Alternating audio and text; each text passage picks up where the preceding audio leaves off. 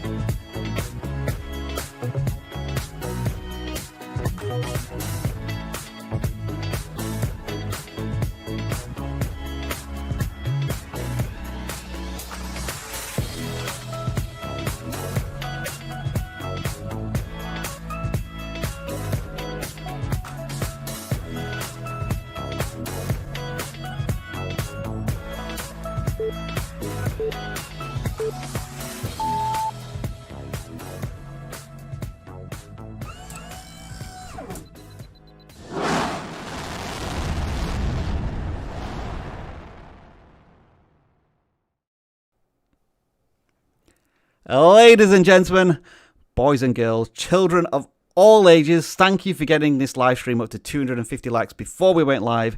Can we get this up to 310 likes by the end of this intro? Let's do this!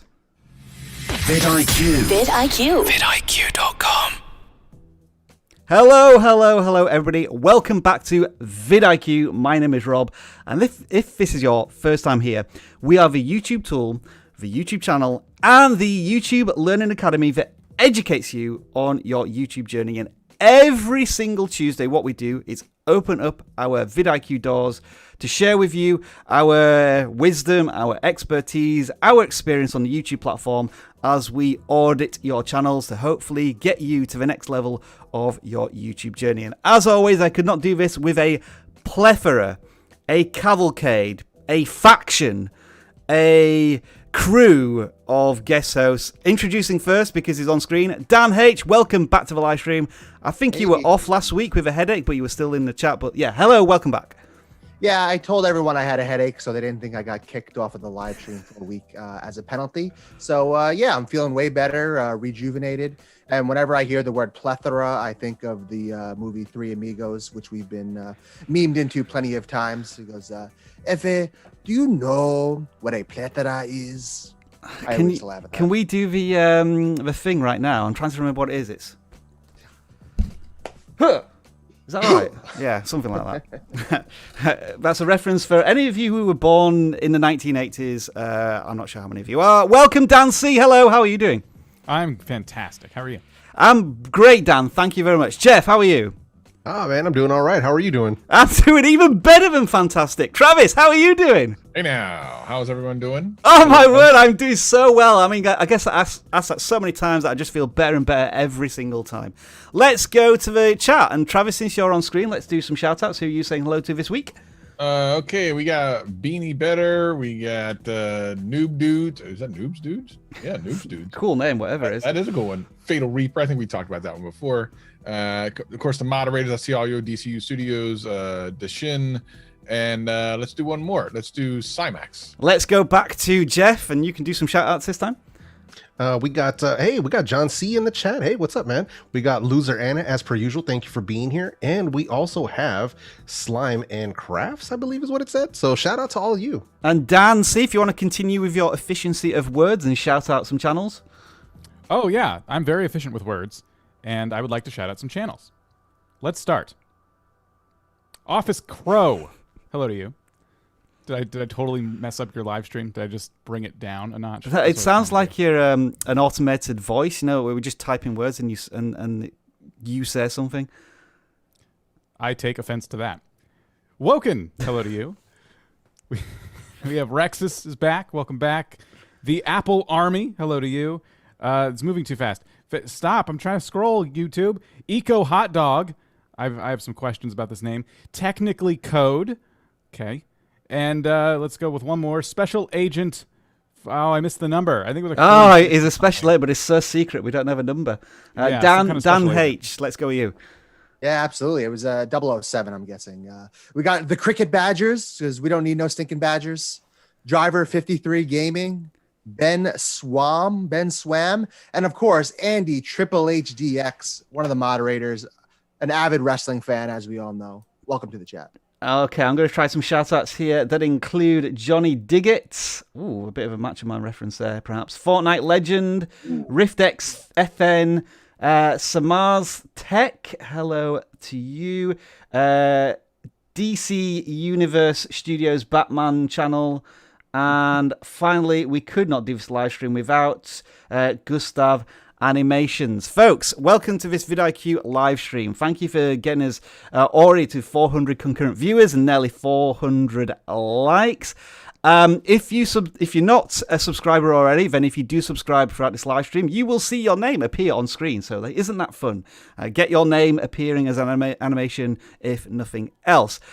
If you are a regular here, then do say that in the chat with a hashtag OG or like how long you've been with us. If you are brand new here to vidIQ, then do let us know in the chat with a hashtag new. And if you are new, please can we get the likes up to 450 while I show you this 1 minute explainer. Welcome to the vidIQ channel audit livestream, where we review your YouTube channels. There are 2 links in the description, one for gaming channels, one for non-gaming channels. Make sure you submit every week as we clear the form after every livestream. Channel audits are 100% free, so please don't send us any super chats expecting to receive an audit. And don't waste your time asking for one in the chat. If there are any alternative ways to get picked for an audit, such as memes, we will let you know during the livestream. If we can't audit your channel today, vidIQ has a channel audit tool working 24/7 for you. If you haven't already installed vidIQ, download it now for free. A link is in the description, and make sure to take advantage of our free 30-day trial. If you submit your channel for audit, expect the following. We are sharing nothing more than our knowledge, our experience, and our passion as fellow YouTube creators. It's up to you whether or not you take our advice. There are tons of links to lots of useful resources in the video description. Make sure to subscribe if you haven't already done so. Share this live stream with another fellow creator who may find it useful. And finally, moderators, thank you for everything that you do every single week. All right, let's do this. All right, I'm going to stop asking for likes for a little bit since we have as many viewers as we have likes right now. But if that changes, I will be trying to ask you to up our metrics once again. Bit of housekeeping before we get into this, as usual. We continue to support the COVID-19 Solidarity Response Fund, so any super chats will go directly to them. Thank you very much for that in advance. Have we got any of them so far? Let me just check. None so far, but we're not asking for them per se. And finally, we audit around about 25 to 30 channels a week, but we get in the region of 800 to 1,000 channel submissions every single week. So unfortunately, we can't audit all of you. However, a lot of the things that we share with you can apply to all channels, whether you are a gaming channel, a tech channel, a coding channel, a model channel, a dank memes channel. We do our best to help you all. And with all of that being said, Dan, Jeff, Travis, can you see my screen? Mm-hmm. Then let's make sure that everybody else can see my screen. This is the first channel we are auditing this week, and they go by the name of, let's see, Rumexa. I hope I pronounce your name somewhere near close to accurate there. And we'll start with Jeff here. What do you think of this channel? What do you think they are about? Taking a look here. Remexa, new videos every Friday, so it's not telling me anything about what's going on. What are the new videos every Friday about? So I'm seeing makeover, roleplay, ASMR, gross food combinations, gender swapping my friends. So it seems a bit all over the place, which is totally fine. But you know, that's one of those things where I'm sort of confused and I have no idea exactly what to subscribe for because there's so many things going on with this channel. Would it be fair to say then that in the lack of, I guess, value proposition, absence of information, seeing the style of videos and perhaps that we're seeing that the creator on all of the thumbnails, it tends to lean itself to a vlog or personality channel, just because we can't really label it as anything else? Yeah, most likely that's what it's going to come down to. You know, somebody who's doing the videos by themselves, and that's totally fine. Yeah. If it's personality based, but make sure you throw that into that channel banner. That way, there's no confusion about what you're getting here. Yeah, I mean, even sort of personal vlogs and stuff do have kind of like a shared belief with viewers, and that can manifest itself in a value proposition. So that might be something to look at. I mean, with a channel with 2,000 subscribers, the view counts are like in the region of between 200 and 400 per video, which means that they have a consistent audience, but perhaps one that presses that subscribe button and then they don't get what they're expecting sort of in the long term. So as you say, Jeff, maybe jumping from whether it be like a travel vlog or maybe a bit of a prank one or something about their hair, there's maybe perhaps a bit of a disconnect between the videos. Correct. Yeah. I think if anything, one thing that could help is if they could kind of narrow down, because I'm seeing a lot of it. And I don't mean niche into one thing. Yeah. But even if they could pick 2 topics or maybe 3 topics and try to hit those, at least do multiple videos back to back of the same thing. If we're going to do hair, do a few hair videos. If we're going to do these food reaction or mukbang type stuff, do those for a couple of videos. But just something to give people, you know, who subscribe for whatever, you know, part of your content they subscribe to, give them something to come back for. Let's just have a look at the about section and see if they are pinning themselves in any particular way. So lifestyle, which can mean many things, and then a ton of other, I love saying this word, rambunctious videos, whatever that means. So I guess what we're saying here is that the channel is a good start. I mean, to get to a couple of thousand subscribers is already fantastic. But your audience isn't sticking around. I mean, if we sort by most popular, is there any indication here? You've actually been on YouTube for quite a long time, actually, like years, which is good to see. And maybe those videos from a while ago are probably outliers. So is there anything in the last couple of months that's really connecting? And I've seen that this one here has 1,000 views, and that was 7 months ago. So perhaps food challenges might be one of those topics that we're thinking of there, perhaps, maybe. But then is there anything else connecting? Yeah, it's something I would definitely follow up or try out. You know, if it's something that popped off in the last few months, then why not? And there's always new ones. Like, that's something that's always going on. Yeah. So let's give the final words here to Travis before we move on to our first gaming channel. Did you pick anything else out there, Travis, from the channel, or do you think we've covered it? Yeah, it's just all about trying to figure out what am I going to get when I watch this channel, like what kind of value I'm going to get. And it just looks like it's a little bit all over the place. And the reality is, if someone subscribes for one thing, and we talk about this all the time, are they going to get that thing ever again? And I'm not sure that they are. I think what she's trying to do, and there's nothing wrong with it, it's trying to be a personality channel. But in order to get to people where they're actually just following you as a personality, either A, you just have to have an incredible personality like me, or B, you have to give a lot of value first. Yeah. Interesting thing here, I don't know why this is, but YouTube is broken and it's constantly replaying. It stopped it now. Why is it doing that? It was just replaying that. Anyway, sorry, I'm getting distracted. Let's move on to the next channel, which is our first gaming channel of the week, and we'll let the 2 Dans maybe tackle this one. It is, I want to, now this is going to be a very specific reference of Rowan Atkinson in Blackadder, when he said, in Blackadder Goes Forth, forgive me, I'm indulging myself here, but he pretended he was going mad, so he stuck 2 pencils up his nose and wore some pants on his head and said, "a wibble," to get himself out of, he was in the First World War. And just this channel name reminds me of it, so I want to say, Wassobble. That's how I'm going to pronounce the channel. Dan, go ahead. What do you think? I'm not sure how else you'd pronounce it.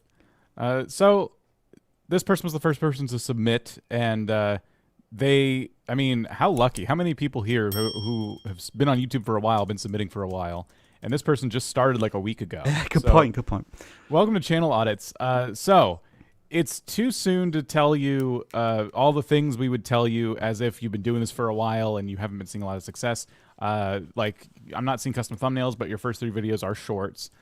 So as you make longer videos, like your latest video, you do want to be using custom thumbnails.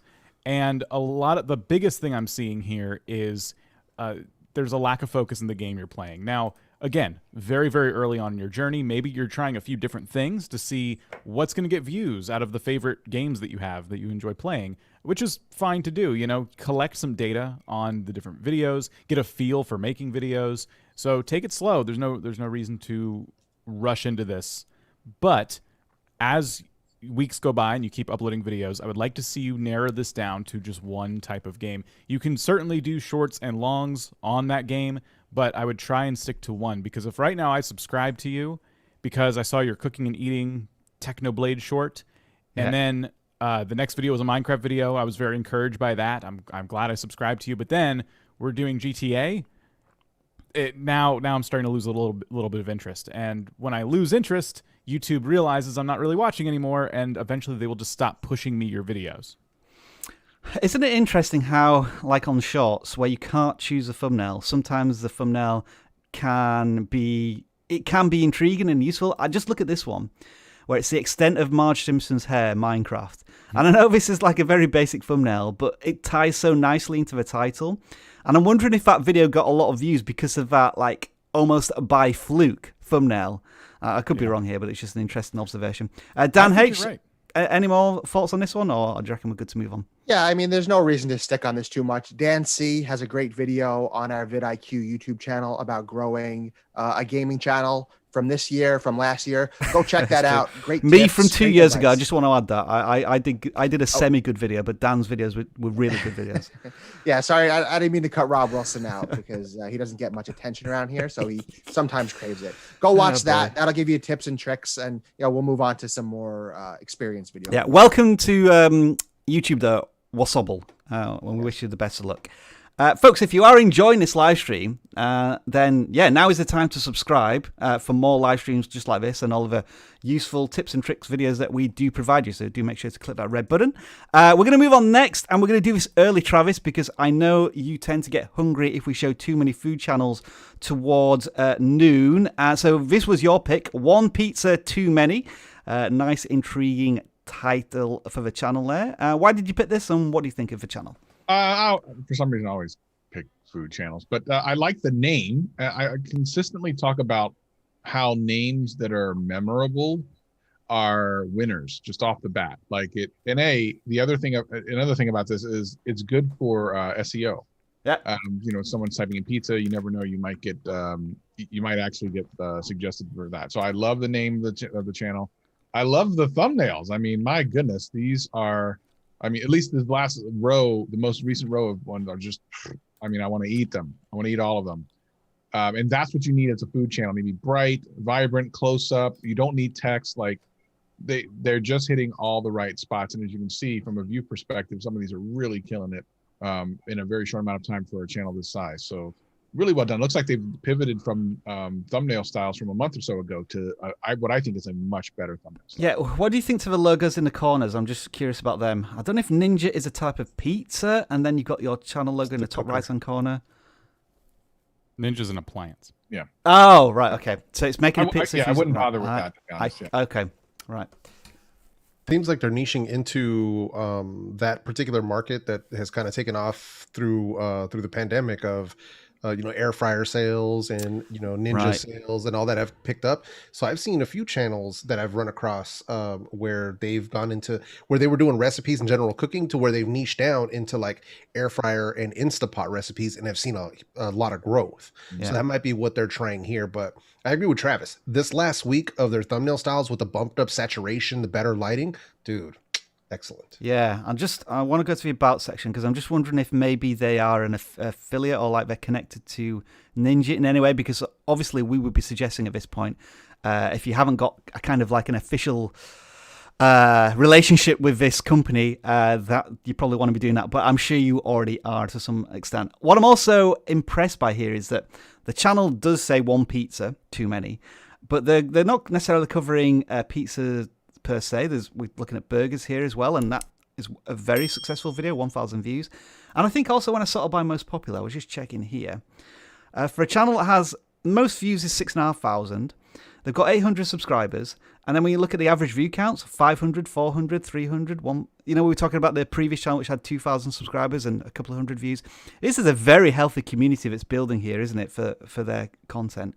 And also, usually when we talk about food, we're thinking of maybe shorter videos because it's perhaps a recipe that somebody's trying to follow. I'm wondering if this one is more about the experience of the food itself, like how tasty it is and maybe the intricacies of how it's made. And I think this channel is doing many of the right things here.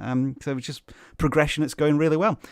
Do you think this one deserves a confetti of joy, since I remember to use this sound effect? Are we there on this one? Yes. All right then.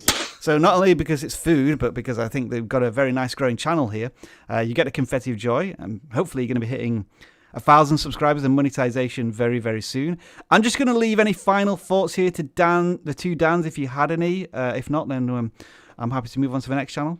Yeah, I want to jump in quick for two things. One, obviously, you've created playlists. So go to your customization tab, make some of them featured so that when we go to your homepage, we don't just see uploads. That's a good way to kind of spread your page out a little bit. Good point. And two, and we don't see this often, but they have the discussion tab, which is currently empty, nothing in there.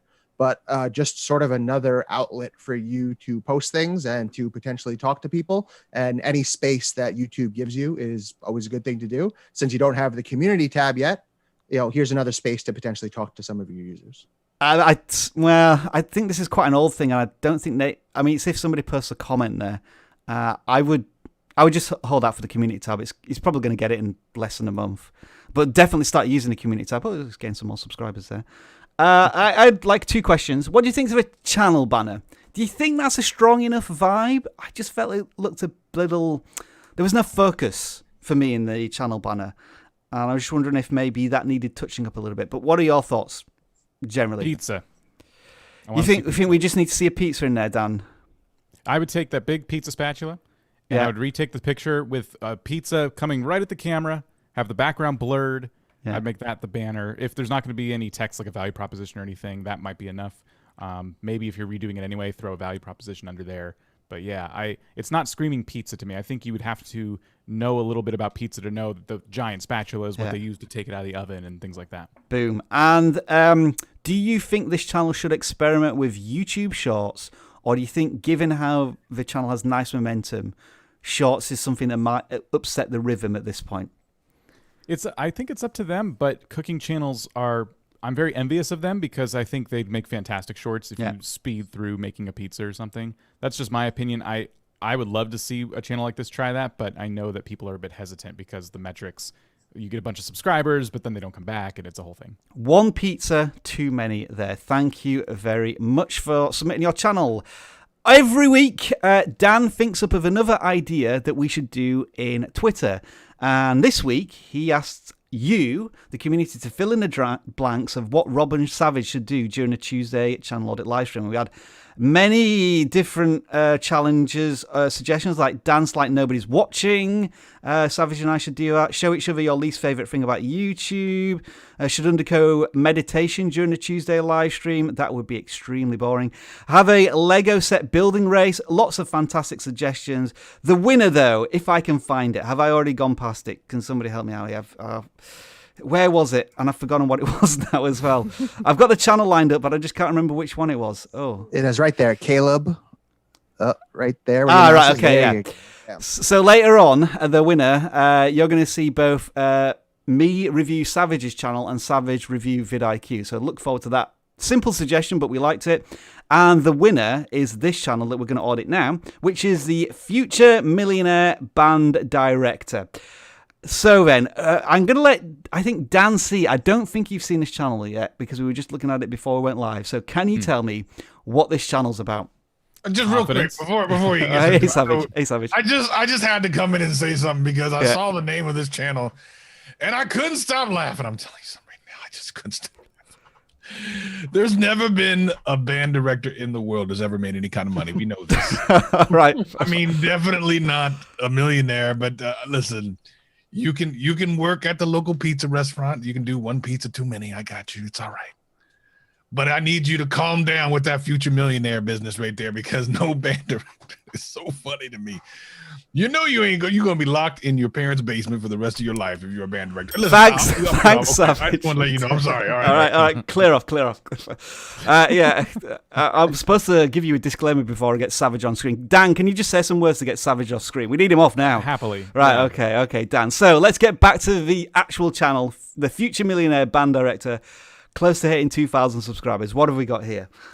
Okay, so I was gonna say confidence is what this channel reminds me of. This is a very confident channel name. This person has some goals. Here's the thing. I see the name, and then I see the value proposition in the banner here. We have wind band, which I'm sure if you're into music makes sense. So nothing wrong with that. College preparation, and then personal finance. And I see there 3 different YouTube channels. Right. And I have a feeling this person's obviously putting a ton of work into their channel, and I just don't feel like that's what they want to hear. But because this is them, this is their personality. They're interested in these 3 big things. And I'd say maybe you could get away with college preparation and personal finance being close together if you're always doing personal finance advice for college-aged people. But the music stuff completely throws me. And it's going to be, you're going to have these spiky views, and I already see it. I see videos in the 500s, and then I see videos in 1 to 200s. So you really need to take the thing that's doing well on this channel, double down on that, and then, if you have the time, take another channel and bring these other topics to it, because this is going to be really tough to kind of build on over time. So just as an example here, Dan, let's say you subscribed because you're interested in how to find music scholarships in 2021. That's good. Yeah. And then something about debt-free. Is there a direct connection there? Maybe there is because of the financial hardships of being a student. Every dollar tutorial, how to make your first budget. Is that connected to a band director reacts to band TikToks? As you say, there's going to be view counts that are all over the place here because I guess you understand what your channel's about, but trying to communicate that through value proposition and people who are interested in a specific thing, whether it be financial independence or financial freedom and being in a band at college, are 2 very different things. And one's incredibly niched, which is, I think, being in a college band and playing in a band. But that's not to say it's a bad thing because you can you could become the dominant force in that niche on YouTube. Whereas financial leadership, freedom, that's an entirely different but much larger niche where there are other channels who are very much focused on that and not introducing the music band element to it, which is going to start throwing off an audience in particular. I want to throw this to Jeff, since I haven't heard from you a little bit, Jeff. Any extra thoughts here beyond what we've mentioned? Not much beyond what you mentioned. I know some of the thumbnail colors, there's a little bit of a strategy here where a lot of them are using different colors and different text and different backgrounds. Like we've got the black on yellow and stuff like that going on. Probably tighten that up a little bit, but I do agree with Dan C. As far as if you're going to have multiple things, like multiple topics on your channel, you really want to keep them closely aligned. If we're going to talk about finance, talk about stocks. If we're going to talk about baking, you can talk about breakfast foods. You want to keep those things kind of along the same kind of niche. So I think we might be just spreading ourselves a little too thin here. That's one of the main things that bugs me about it. But I would just tighten it up, see what's really paying off for the channel, and really dig into that success. It is curious that when I sort by most popular, there does seem to be a complete 50-50 split between the day in the life of a high school band director type of content and this financial stuff. So it's almost like his channel's data is proving the opposite of what we're suggesting. Right. So I'm just wondering, like, if a creator kind of reacts to that, what might we suggest there? I mean, if they're both working, let's say theoretically both of them are still playing off well, then I guess you could have a series for both. I don't normally, like I said, it is the opposite of what we normally would do. Yeah. But I'm all about doubling down on success. And if both do well, then I would be experimenting with both. And, if the other stuff, the third topic isn't playing out so well, then maybe do less of that. Not saying don't do it at all, but just maybe less of it and do what really is working for your channel to help it grow. So perhaps maybe a suggestion might be you stick to the music band directional content for a month and then do the financial advice content for a month, just so you've got some pure data of like the flow of content, and then see which one is being more successful. Then maybe you want to split the channels into two. We don't usually suggest that when the channel's so small, but it feels as if you have two emerging niches within one channel which are actually quite different from each other, unless there's something in the content that's connecting these all together. Of course, we always just see this on first impressions and on the surface. We don't necessarily go into the content. So that is the Future Millionaire Band Director. I will move on unless anybody has any final interesting thoughts. I wonder if you just put in the community tab, you just did a very simple vote. Do you prefer my what type of content do you prefer, and see what the feedback is from there. Let's move on then. The next channel is one that I picked, and I'm going to let Travis see if he can work out very quickly what this channel's about. Well, so the name should be telling of what's going on. It's either one of two things. Either you're someone who cuts people's heads off, or you're trying to get them jobs, is what I'm thinking. So I see Friday, Saturday, Sunday, but I do see some Star Wars stuff. Interesting. And it looks like it is Star Wars related, which is cool. Okay, so the banner helped me out a little bit. Help me out from that. I definitely see some kind of Stormtrooper-esque things. It looks like it's a Star Wars channel about different aspects of it. Now, with Star Wars, it's interesting because there's so much lore to go into. You can do the cartoon, you can do the Disney Channel, you can do the movies, you can do the video games. It's not just Star Wars. Oh, you're just doing Star Wars. Star Wars has a lot of like sub niches within it. And trying to figure out which one of those this is, I'm not entirely clear. It looks like it's more movie based, but yeah. All right, I'll give you some help here then, Travis. So I think what this channel is about is actually literally. Can you remember? Has anyone seen Hot Shots Part 2? Yes. I know I'm going back into the 1990s this time, but they did this skit where Charlie Sheen was being Rambo, and they were doing a kill count. You know, like when it's more bloody than Rambo, and then more bloody than Terminator 2, and then the most bloodiest film ever because it had the highest body count. Mm-hmm. This basically is just showing all of the deaths in different, predominantly Star Wars films. So it's kind of like a body count channel. Or head count, as it's called. So it's interesting that you didn't quite pick up that vibe immediately. And is that because maybe the thumbnails don't give off enough of an indication of what the videos are about? Because it's in the titles. So just wondering, interesting there that you didn't quite pick up immediately what was going on. I was looking at the channel overall rather than individual, and I saw Carnage, which can mean a lot of. Exactly. Yeah. And then I was trying to look at the thumbnails to see if I could understand if it was more the movies or the TV show or whatever, and I couldn't quite figure that out. I probably would have eventually figured it out. So when you say that now, a couple of these make more sense, but I wonder if there's a better way visually to show that. Maybe not. I was just your head laying to the side, I think, is a good one. I was just thinking you put in a count, like or like a blurred count. So you're sort of teasing how many deaths. I love the concept though. That's such a cool idea. Me too. Yeah, I did actually look at a couple of these videos, and they are basically bringing all of the content from one of the films or movies, because they've done Transformers as well. And it's like a rolling count, and they put some icons in the bottom left-hand corner. I think the execution there could be a little better. And there's also then the question of copyright, because you are using basically content from films. The argument here is that it could be parody, which it kind of is, fair use, that type of thing. I'm sure you've already had many of your channels maybe dinged with copyright claims, so you're probably well down the path with this, considering you have 3,000 subscribers and so on. But it sounds to me like, from what Travis said, is that he didn't immediately get the idea within seconds, and I think you need to do that with a thumbnail. I mean, I guess this one is kind of the most explicit, but if it is, that text needs to be better, because the yellow is just not working for the thumbnail there. I'm going to open this up to the rest of the crew. Any more thoughts from any of you lot? I do wonder, you look, his most popular videos are very Mandalorian heavy, which makes a lot of sense, right? That's one of the trendiest things going.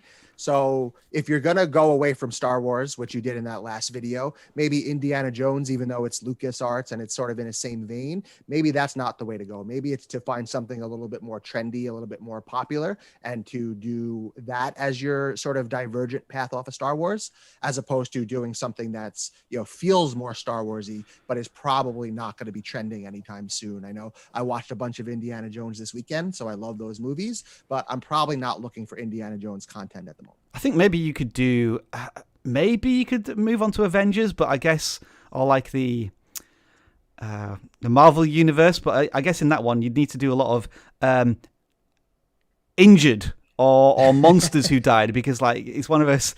I mean, there's not many people who actually see dying in Star Wars per se. It's one of those interesting things. Yeah. I mean, again, with the animated stuff especially, I think they can get away with it a lot more. You don't see people normally get chopped in half unless they're a monster in Star Wars movies. But I think there are probably ways to do it, or maybe that's an idea too, is you kind of, like you said, an injury count / casualty count, or, if WandaVision, if it's, conversion counter, how many people have been converted into Westview residents, or think of ways to spin it onto trendier content as opposed to just doing strict death counts and now going back to old movies. I myself did think of doing this because it's a really good idea, just picking out the death counts from certain things. I was thinking of doing this for Game of Thrones at one point, but the copyright idea just put me off, and it would have taken years to clip all of the stuff in that series.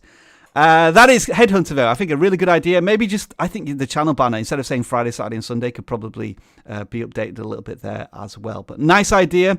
And I think the view counts are fairly healthy for your channel as well. I think just execution of those thumbnails needs to be upped a little bit. We've got the Discord channel picker next. So let's just quickly, as he's on screen, get an explanation as to why we pick a channel from Discord every single week. Dan? Yeah, absolutely. So we have a thriving Discord channel, close to 6,000 members at this moment. And it's sort of your 24/7 access to vidIQ and to the vidIQ community. People who give feedback on ideas, on thumbnails, talk about SEO, talk about analytics, talk about all the things that as a YouTube creator, you're involved with every single day. And it gives you some good feedback from people who are also involved in it. One of the ways that we like to give back to that community is every single week we pick someone and we give them a guaranteed channel audit. This week, as part of something we do in there, is that we do giveaways. So thank you and appreciation, there's the word, for the people who support us on Twitter. We chose someone who interacted with our comments this week, gave them a brand new Discord role, top tweeter, and also give them a free Discord channel audit. And that channel goes by the name of Subside, who has 5,500 subscribers. And if you've got a Minecraft channel with 5,500 subscribers, you're already doing something so right, because it's such a difficult niche to try and break into with so many competitors. So I think we'll bring in Dan C here, our resident Minecraft expert, to expunge some of his knowledge. Yes. Hello. I'm back. Hey, Dan. Hi. Hey, congrats on almost 6,000 subscribers. And I'm seeing a variety here of shorts combined with long-form content. And I assume the shorts, they have custom thumbnails, which is always a cool thing to see. Yeah, there we go. Yeah. On a YouTube short, you certainly don't have to do that. So I'd say you're well off on your way when it comes to the types of Minecraft videos you should be making. I'm seeing different types of farms. Look at that XP farm video. Yeah, not I've a noticed short. that one. 113,000 views. Now, this is all about somebody who's bringing value to the Minecraft audience. Show of hands, how many people here have Minecraft channels and you're looking for advice? This is exactly what I always tell people. How many of these types of videos can you make that are valuable to people? It's fun to sit down and just play Minecraft and record yourself doing it. We've all been there if we're Minecraft YouTubers, but how many of those videos have actually blown up to that level? Probably not a lot. So keep this in mind. This is just a great example. I will say that the thumbnails could use a little bit of updating. They're definitely not bad. They're just, I feel like they're a bit text heavy, you know? Right. I don't know if you feel like the Minecraft logo is kind of taking up space, because sometimes I feel like it just kind of gets slapped on there and it's kind of difficult to read anyway. I'm looking at that third video, the easy basalt farm. Yeah. You might not need it. A lot of people know what the game looks like. Really no sense in having it. Less text is more on YouTube. So that would be my challenge for this person, I think. So just as a thought, Dan, how could we leverage this video again? Like, do you gain XP because you get a lot of XP from farming kelp? That's what I'm not really following in that sense. You can gain XP from cooking and from farming and all kinds of stuff, but really killing mobs is kind of how you get. So could you literally replace the word kelp with another mineral or whatever in Minecraft and farm that? So that the title would be Minecraft blank XP Farm 2021. Like, could it be a carrot farm or a cabbage farm? I have no idea what I'm talking about. I'm just you could say Minecraft Iron XP Farm, and Minecraft Iron farms are really popular. Right. XP Farm's really popular, so you could try that. An Enderman XP Farm, you might have already been there, done that. A lot of people make those. But yes, you could make XP farms from all kinds of stuff. Right. The reason I'm saying this is because I know this channel in the tech world that's kind of engineered a title format whereby, let me just sort by most popular. So he started getting tons of views from iPhone 12 release date and price. But what he's been able to do is leverage like that first subject and then just replace it. For example, Nintendo Switch Pro, release date and price. Apple Watch 6, release date and price. So you see what I mean? Like, the format is there, and he just rinse and repeat with a different topic. Yeah. And so I feel as if that channel could potentially do the same thing. Our hero here, Subside, to leverage more, because with 100,000 views, it's like that is probably one of your best performing videos. One that you're getting. Here we go. So like, he's already leveraged the XP farm thing already. So I mean, it's clear where his superpower is. And look, the text is a little different there as well, Dan, which I think was better.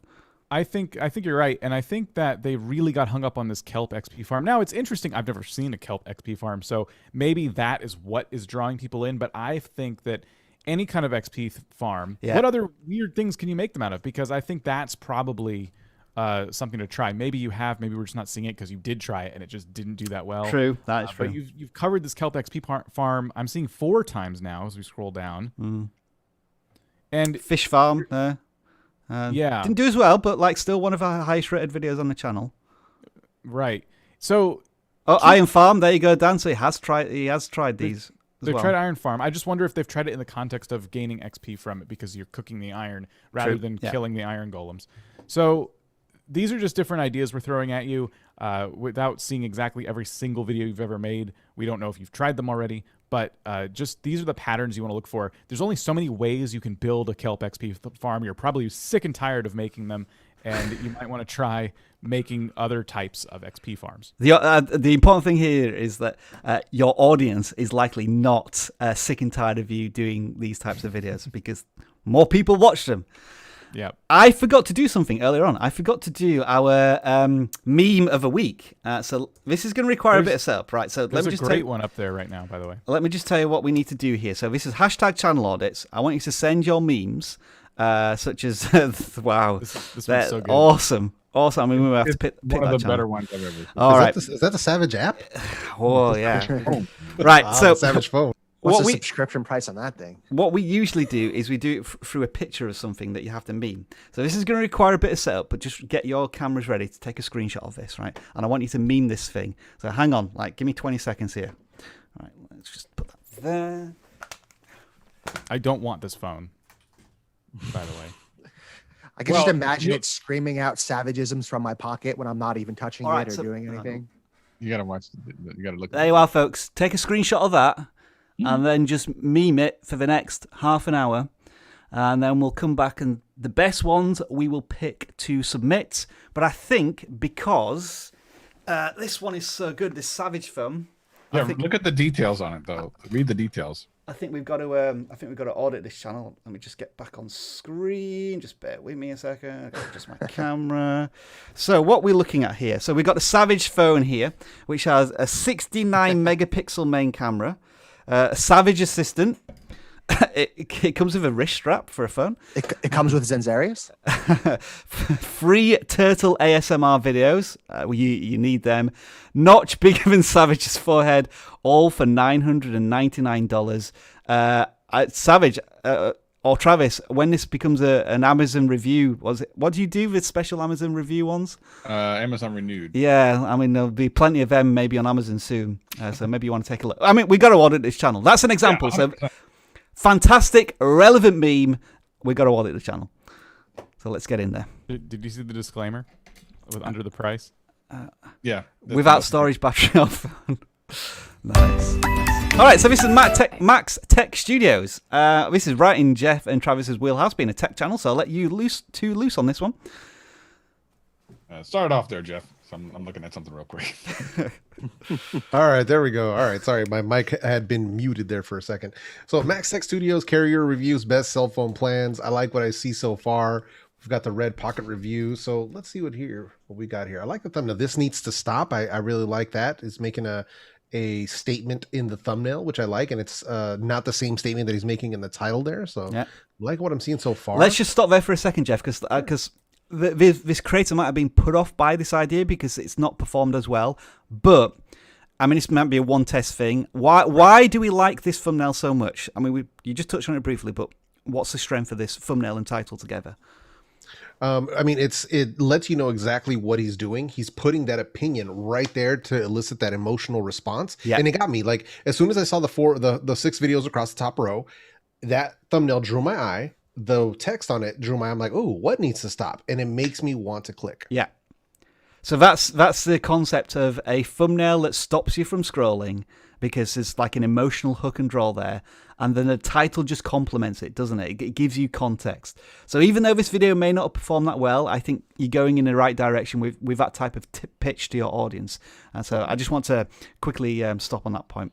So yeah, carry on, Jeff. What else have we got? Yeah, like the other one, he has another one there that says buy these, the best iPhones to buy in early 2021 buyer's guide. Yeah. You know, stuff like that. Even if it doesn't give you a lot of views up front, a video that's a buyer's guide, it's always smart for a tech channel because this is something that may not give you a bunch of views up front, but as a buyer's guide for 2021, it's something that can have, it could be evergreen and it can have a long tail on it that'll slow burn for a long time. Yeah. So yeah, it's something that I really like to see. One of the other things that I probably would have done, if anything, to really tie his stuff together, because he has a very prominent channel color and his like avatar color, that orangey peachy color. I probably would have done that as a stroke around some of these if it works. Oh, okay. Yeah. Just to tie it in, or even the MTS logo, but just something to kind of tie it together. But I really like it. Thumbnail wise, they're very clean. The only ones that I kind of don't like is when he has the phone a little too small or is like too far away from the device. We definitely want to zoom in on that, even if it takes, like, use the rule of thirds. If people aren't familiar, you want to make sure that is up front. Like, I'm going to try and draw that now. Like the rule of thirds, like it's kind of like basically, yeah. And he's essentially doing it like in a sense with this needs to stop. He's got 2/3 of it with the text and then 1/3 with the device. The Mint Mobile one, same thing. So he's already kind of doing it, but it's just really leaning into that. It makes it just look so much cleaner. It's much more pleasing to the eye. So. Now, it looks like this channel's particular strength is about mobile plans, like the best cell phone plans 2021, how to activate a Mint mobile phone service. That looks to be a good one. So I feel as if you've got two things here where your foundation of a channel are mobile phone plans, but then that allows you to experiment with reviews and like the other things that you're touching on. So as long as you understand that your audience is maybe arriving for plans, then you can maybe take them on a journey into your reviews and whatever else. So I think it's good to recognize that. Travis, have you finished what you're doing? Are you able to? Yeah, I think it's a good.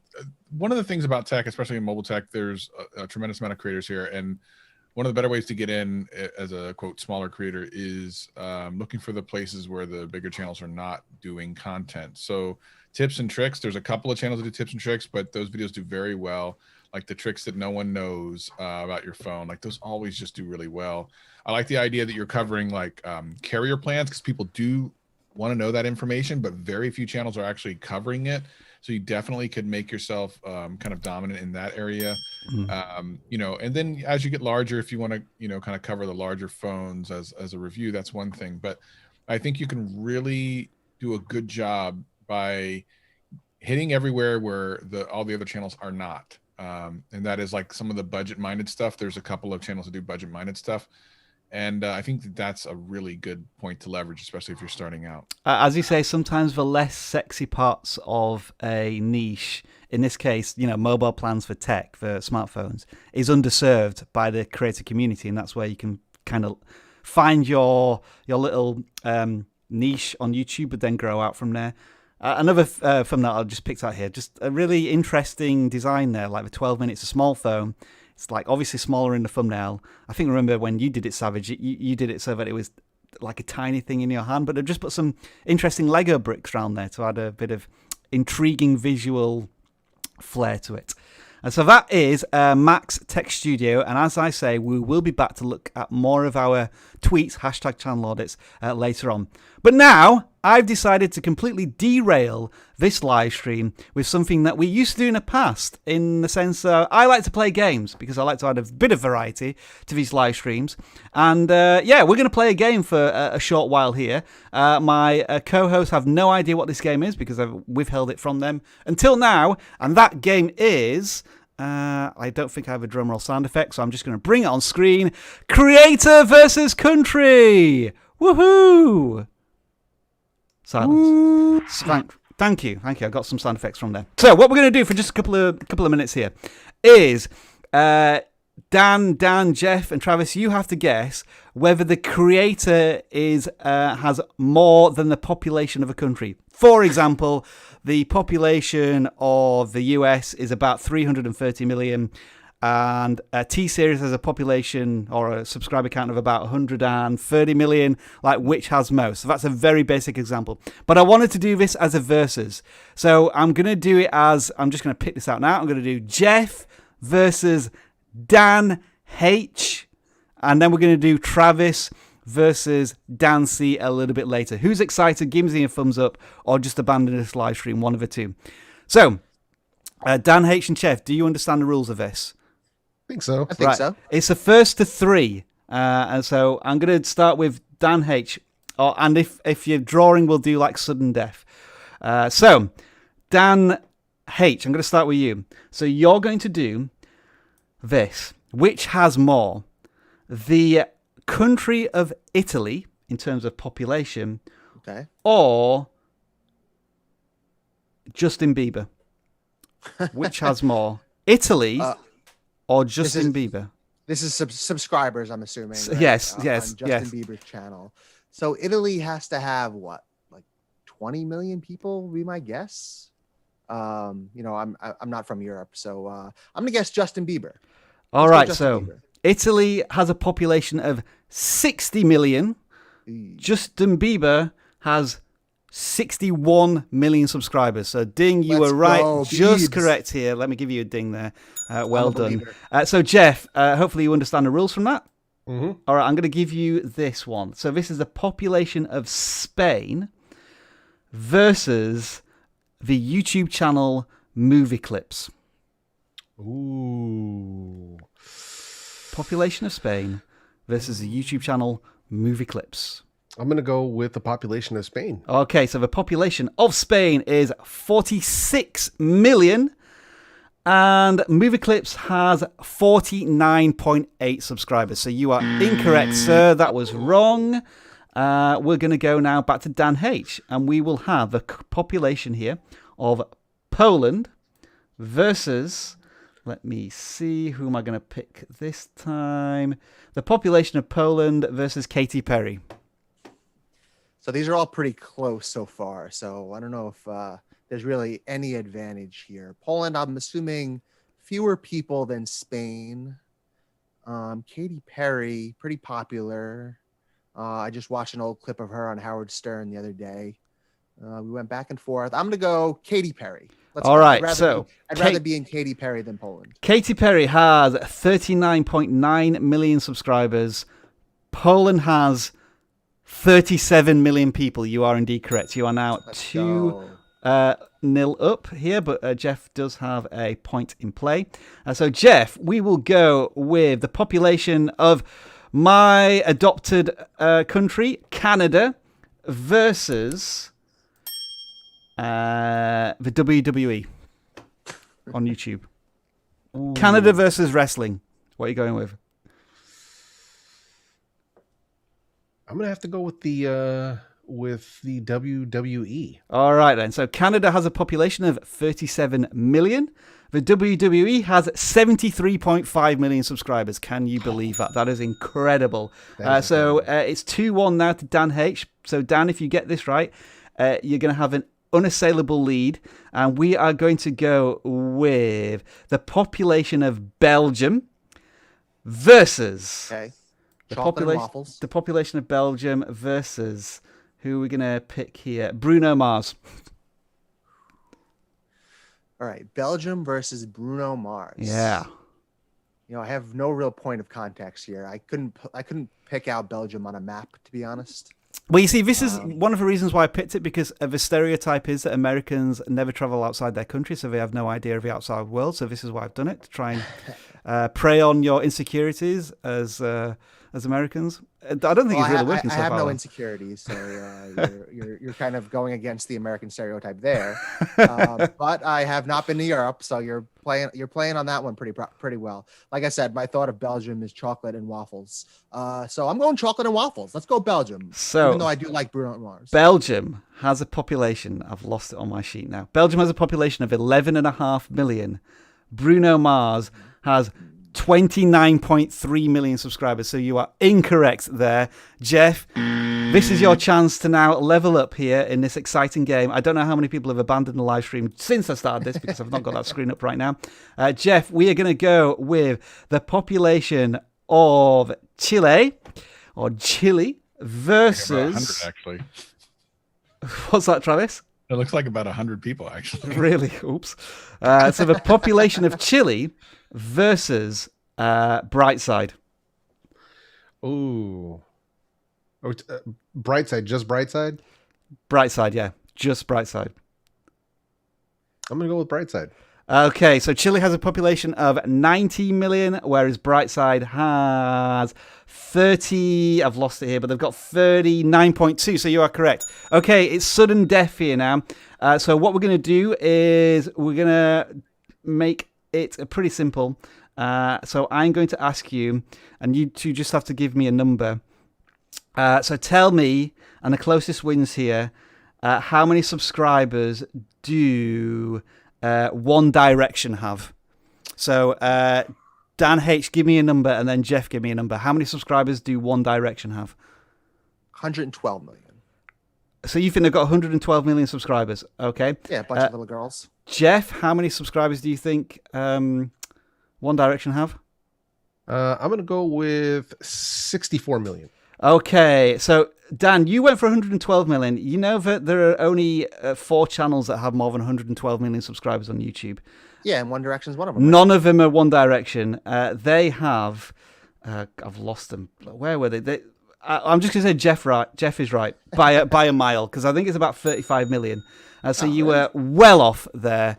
Dan, you were in the lead there, and you completely blew it. So, man, my overconfidence. Honestly, I thought One Direction was a K-pop group. I didn't even realize who they are. So if it was K-pop, you would have been right, probably. I know. That's what I was thinking.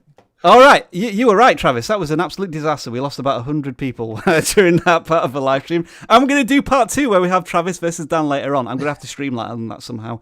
Let's move on to the next channel that we're going to actually order here. Thank you, everybody who's hung around there. If you want to dislike the live stream, you can do after that. But I just like to do something different every single week. Let's go to the next channel. We're going to audit. This was a channel that was actually the first channel that submitted this week, but I'm sure we've audited this channel before, so I always like to do it as a return to channel audit. And yeah, let's start with Travis here, since he has had a bit of a break. What are we looking at here with Masters of GoPro? I feel like we've done, if not this channel, then a GoPro channel before, because I was enamored by the fact that they were so niched, like so incredibly niche. Now, the nice thing about this is there's a new GoPro pretty much every year, and then there's multiple types of GoPro, so it's not like you're just on one action camera. But I like it because that's, again, going to help with like searchability and discoverability, with your name being, you know, associated with the brand and everything. When people search it, you know, the more views and watch time you get, the likelihood of your channel being kind of, as long as your videos are good, being promoted are actually really good. And I love the tips and tricks. Again, for smaller channels, if you're doing any kind of tech or gaming related stuff, tips and tricks is kind of that little hack to get in there and have people find you, because the bigger channels aren't generally speaking doing it. They're doing other things. So, but people want those tips and tricks. They want to know how to do things. Think outside the box. Like, can you use a GoPro in your refrigerator or I mean, just think of things that are just outside of the norm, to get some really good opportunities. Some of these thumbnails are better than others. My worry about some of the thumbnails is some of them look too generic. They almost look like those ones where when you click on it, you get like an automated voice over just a bunch of pictures of product shots, and they just look like they've been put together by an AI. So if that's not the case for your channel, like when you're actually speaking or something, change the style of the thumbnail, because that kind of thumbnail style makes me think that's what I'm going to get. So yeah. Looks like you're actually doing your real stuff. So look at some of the other, look at this one at the bottom where it's like sitting on leaves on the ground. That's a tremendous shot. It looks great. Yeah. So things like that where I can tell it's like a real video rather than some type of fake thing, I think is going to be. You are right. I wonder if it's a font. I don't know if it's a font that's driving me towards semi-automated content. Yeah, that's an interesting observation. Because they all have a similar thumbnail. Like that automated content looks almost exactly the same. It's a cutout against a plain white color with a little bit of text. Obviously, a product shot from the manufacturer. Like, you know. Yeah. But this one here is kind of a money shot type of one, which I think they've used a couple of times. They've used it there as well. Any extra thoughts, maybe, Jeff, on this one? I would go after some low-hanging fruit and do some, like he's doing like how-to, right? It looks like you've already done how to connect your new GoPro to the GoPro app, things like that. But, you know, just do low-hanging fruit, like, you know, how the basics, like, you know, there's always people who are brand new to something. So definitely some evergreen tutorials, especially right now in the, you know, Q1 of 2021 for tech and a lot of tech channels. It's very slow right now for us. It's, you know, after the holidays. So right now will be the time to kind of attack some of those videos, get them out of the way, and kind of let them slow burn throughout the year. Look at this one where it's just how to remove and install an SD card. Yep. Simple. It sounds crazy. Yeah. It sounds crazy, but you know, I know plenty of guys who've done videos. Like there's another headphone channel who's I'm friends with, and one of his biggest videos is how to pair headphones to an Android phone and how to pair the same headphones to an iPhone. 2 different videos, both of them, just crazy numbers.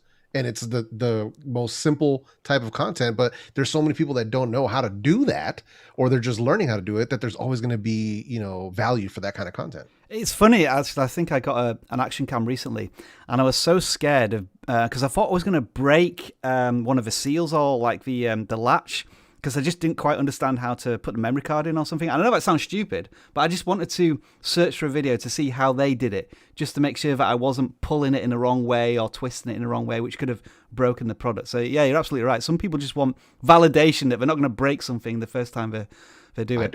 I do it all the time for all kinds of stuff. So yeah, no, I don't blame you. So there you are, Masters of GoPro. Thank you for your channel submission. Again, we can't remember if we've audited you before, but it's kind of a familiarity there, but not so much. Same with this one as well. Moss 6510 models. I feel deja vu when I see that channel name, but the thumbnails, I'm not familiar with. They look completely new or different. And I don't know if this is because maybe you've been audited before and you've taken our thumbnail advice and really upped your game. Because I think in the model space, I don't think you'd find thumbnails of this quality anywhere else. And I think, Dan, you picked this one. So let's jump over to you for your initial thoughts here. Yeah, and I don't know if you meant to do this, but the screen is still on the game show mode. Well, it's still a screen sharing one. But yeah, we'll switch it back to the main one. So yeah, I did pick this one. I just I noticed that they're approaching 5,000 subscribers, and I just thought the concept of showing off different models was just pretty cool. So you did comment on the thumbnails. I was thinking, because they said they showed off like different models of like airplanes and cars and things like that. I was thinking that some of these are better than others in that it's very clear that this channel is showing models, whereas other times it looks like they're just kind of showing off pictures of models, and they're really small. It's kind of hard to. The text is dominating, right. And maybe that's the best way to do it, depending on what it is you're showing off. But I just thought that there could be some more creative ways to maybe take these photos. For example, if you're building a model tank or something, I don't think there's anything wrong with having the finished product in the thumbnail, because a lot of people just like to watch stuff like that come together. But it could be something where you test it out a little bit. It might be that fear of, I don't want to put the finished product in the thumbnail because then there's no reason to watch the video. But that might not necessarily be true. Do you think they are... because obviously finishing off a model takes a long time. I'm just wondering if a lot of these are the unboxing, but not necessarily the finished articles, so to speak. That's true, yeah. That it could be. I guess we don't really know without kind of diving in. It looks like they've been at this for a while, though. Yeah, let's just... I'm just going to sort by most popular, just to get an idea if it's a particular model style that does more successful than anything else. Interesting. I'm going to discount these two ones here. They feel like weird outliers. Like they're showing off a catalog in that one. I think they do that a handful of times. So what else do you take the picture of, I suppose? Yeah, you've got to be, sometimes, I know this sounds weird, but sometimes you've got to be careful about doing that, because it's the same as maybe just showing a comic. And it's like, yeah. I mean, I don't know if a catalogue of items is going to be copyright issues there, because they're really going to complain about you showing off stuff to buy. But yeah, that's an interesting thought there, going page by page for a catalogue of something. Yeah, and it looks like for some reason that one took off. I would kind of investigate that video as to why it did so much better than the subsequent ones, which, I mean, a handful of them did pretty well, over 10,000 views. 100,000 views there for that one, Dan. Blimey. Yeah. Can't look. So is there an interest in that first word there, which I can't pronounce? Tamaya? Tamiya? Tamiya? Yeah, it's Tamiya. Is that just the name of the catalog? I don't know much about this stuff. Tamiya is it's like Revel. It's one of the companies that builds manufactures models. Right. Okay. Yeah, so it's Tamiya. Yeah, they do RC cars, I believe, as well. If you were to focus on covering just stuff that they make, I wonder if that'd be a way to double down on that success. Jeff, it sounds like you maybe had a bit more to add, or you just knew the name of a model maker. No, I just knew the name. That's all. Cool.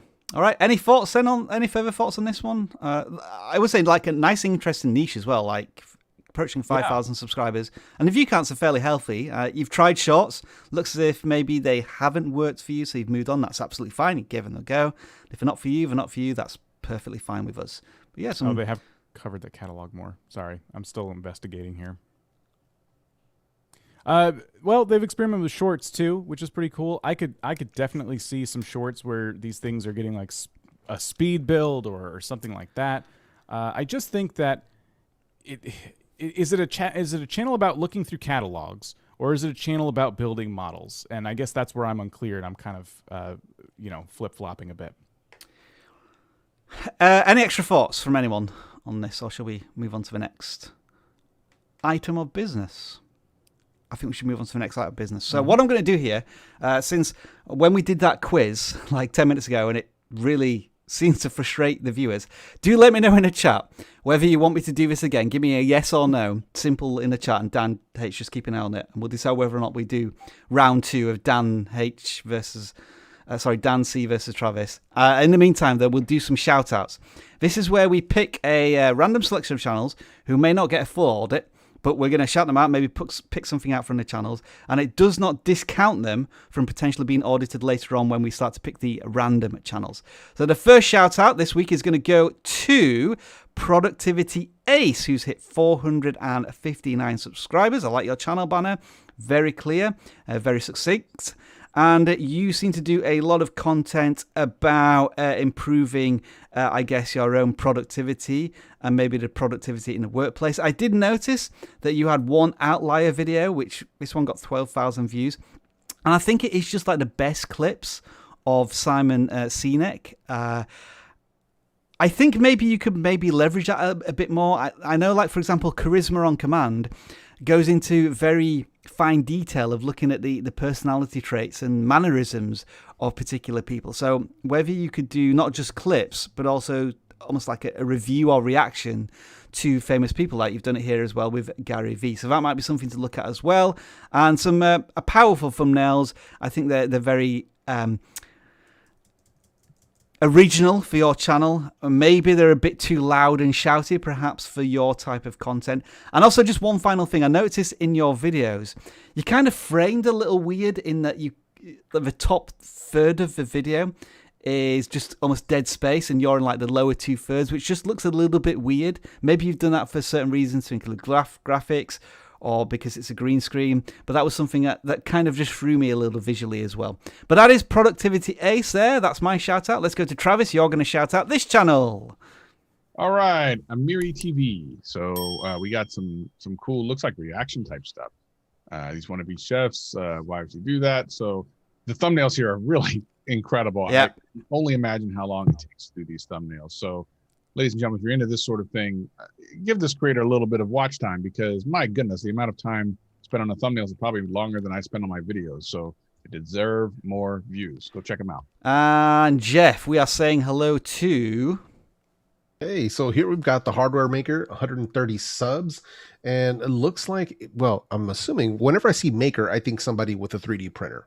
That's normally the thought that pops into my head. So I'm assuming that's what they're doing. So it looks like they're starting to build some stuff up. I don't know how long they've been doing it, but overall it's looking okay. I see they're doing a lot of shorts, as you see short in the thumbnails there. So this maybe, no, they do have some regular videos in here as well, but they do have some shorts going on. It's cool that they're tying in popular culture with what they're making, like The Mandalorian 100%. here, Among Us. I'm a little disappointed that this channel hasn't really picked up more traction just yet, because he seems to be doing all of the right things here. And maybe it's the thumbnails that just need a little bit of tweaking to make them more striking, perhaps. It's possible. Like maybe like this one needs to say like how to make this or homemade, just to give it a little more emphasis, perhaps. They're really shorts, so the title is just so important. Yeah. So the Mandalorian helmet is done sounds more like a journey that people on your channels come and following you through. Whereas a lot of people who see shorts are going to see it on the short shelf. So, True, Dan. True, Dan. you want to be what Rob suggested, where it's like how to print the Mandalorian helmet or something to that effect. Yeah, or 3D printed, Mandalorian helmet. Something that's going to really make sure people know, or think about the way that somebody would even type that in if they wanted to. Dan C, you're shouting out. Deadly Mouse. I like that name. We have almost 500 subscribers, and it looks like you've picked for me a gaming channel, but I'm seeing a lot of crazy thumbnails. Is it just a gaming channel, or is this somebody who does dank memes? Some dank meme gaming channels. I really like these thumbnails. There's a lot of creativity here. Yeah. And like the creator we looked at a minute ago, it seems like they spend a lot of time on them, which is awesome to see. I would say I'm surprised that a lot of your videos aren't getting way more views. It could be the different games you're playing. There's a lot of different games here. Yeah. But it does look like there's a lot of creativity involved. It's not just you playing Among Us one day and, Among Us Let's Play episode 4. It looks like you're doing a lot of work. Look at this. Very strange memes going on a couple of years ago. Yeah, and we switched to video game themed memes. Yeah. So with memes, just try and find things that are trending in the world. A few weeks ago, we were talking about GameStop. We couldn't stop talking about it. I think every channel could have found something to put on their own YouTube channel about GameStop to try and follow that trend. And Dan H, your shout out is? Yeah, Benedict Toff, 272 subscribers. Maybe a personality channel, a little premiere, a little kind of all over the place here. My first commercial video ever. Yeah, so not getting a good insight into what exactly you're doing, Benedict, but you're enjoying what you do, so that's the most important. I keep seeing these. What are these called? They're like music visual boards, and it looks as if whenever you do one of them, you get maybe a few more views. But yeah, there's all sorts of trampoline stuff going on here as well. So that is a Benedict Toft. All right. I think you're wrong, Rob. That's the game Lights Out. I used to play that as a child. You hit the button, the lights turn off. Oh, is it? Well, it just says my first ever commercial video, so I thought I was. Oh, maybe you're right. I'm sure I've seen like one of these channels before, which was exclusively about these light music boards. Anyway, let's move on. Dan, I'm guessing people don't want me to do this game. That's the reaction I got. It was a lot more even than I expected, but I think the nose did have it. The nose have it. The channel audits. Although I don't like being the only loser on this stream, so I'm gonna vote yes. And hopefully I can be joined by somebody. Maybe we'll do it later. You know what? Loser anime here, so I guess we're already massively over time here, so I think I'm going to put this to bed. Dan, Travis, you're not too disappointed, are you? I win by default, so yeah. no. All right, Dan's claiming a victory. Shotgun win. What happened? Right, next, what we do here is once we've audited another 100 viewers, I think is what's going on. It is weird now that we have 400 concurrents and 650 likes. We've truly broken this live stream. What we're going to do now is pick some random channels. This is where we go into the ball picker thing, and it picks out numbers based on the channel submissions, and we have 470 there. So I need to do a little bit of a change to the number here to make sure that we cover all of the channels that are potentially going to be picked. I think we'll start with a gaming channel. We haven't picked too many gaming channels yet, so this is going to be channel 154 to kick us off in this part of the live stream. So we don't know what we're coming across here, and we will share what we can as we first approach your channel. This is Our Lord 100, and you have 12 subscribers so far. You've been on YouTube for 2 months, so welcome to the YouTube journey. And I'm sort of going to do this in combination with Dan C here, I think. Mm-hmm. And what I'm seeing here is perhaps a lack of gaming focus. Because there is Roblox here, so I've just noticed that. Yeah. But it's taken a bit of time to decode that from the thumbnails because I'm not seeing that necessarily in the titles. So we're lacking perhaps a bit of SEO discoverability here. Yeah, I'm going to say welcome to YouTube. You're off to a good start in that you're making a lot of different types of content. I'm noticing a lot of just beginner mistakes. A lot of announcement videos and videos that have a lot to do with just you and your current audience, talking about channel updates, subscribing, things like that. Let's avoid all of those. You're kind of interrupting your upload pattern to make these videos that really aren't helping your audience or anyone. What you want to do when you're starting out on YouTube is find value in the content you're creating for the audience. Make it less about you and more about them. People will start to get to know your personality over time. So you'll have plenty of opportunities for that. So play Roblox, stick to Roblox. I see some Minecraft in here and other things. Stick to Roblox as much as you can. In fact, if you can find a game you really like within Roblox, play that one game, that one single one, and become the authority on it. Give people tips and tricks, maybe showcase different things in the community that you think are awesome. And you'll be off to a really good start. But definitely focus the channel. And then over time, improve your thumbnails and things like that. I just want to pick out this thumbnail as an objective review of a thumbnail and title. Just imagine that we don't know anything about the channel because we came across it 2 minutes ago. And then when we look at this thumbnail and title, the question I'm asking as a viewer, just using YouTube, is what is this video about? What am I going to get from it? Am I going to be educated? Am I going to be entertained? Is it going to be something that I'm really going to share a passion with the creator? It's 27 minutes long. I think I'm going to pass and move on to another video in my feed. And that's just the general consensus, the subconscious of a viewer as they're scrolling through a feed when they don't necessarily have a relationship with you yet as a creator. So think about stepping back from your content and saying, would a random person be able to understand what this video is about in seconds, which is going to make them click? And this right now, it just doesn't, unfortunately, do that. So that's my little fault there. Let's move on to a non-gaming channel now, and we're going to pick channel 378. And this channel has 5,000 subscribers, and they are about DIY crafts. So let's bring them in. Just under 5,000 subscribers, so pre-congratulations there. Oops. Hang on. Let's stop that video playing. There we go. Right then, so very quickly, it looks as if this channel is jumping on the shorts bandwagon a little bit. Why is it not showing me the timestamps? There we go. They've loaded up now. Let's see.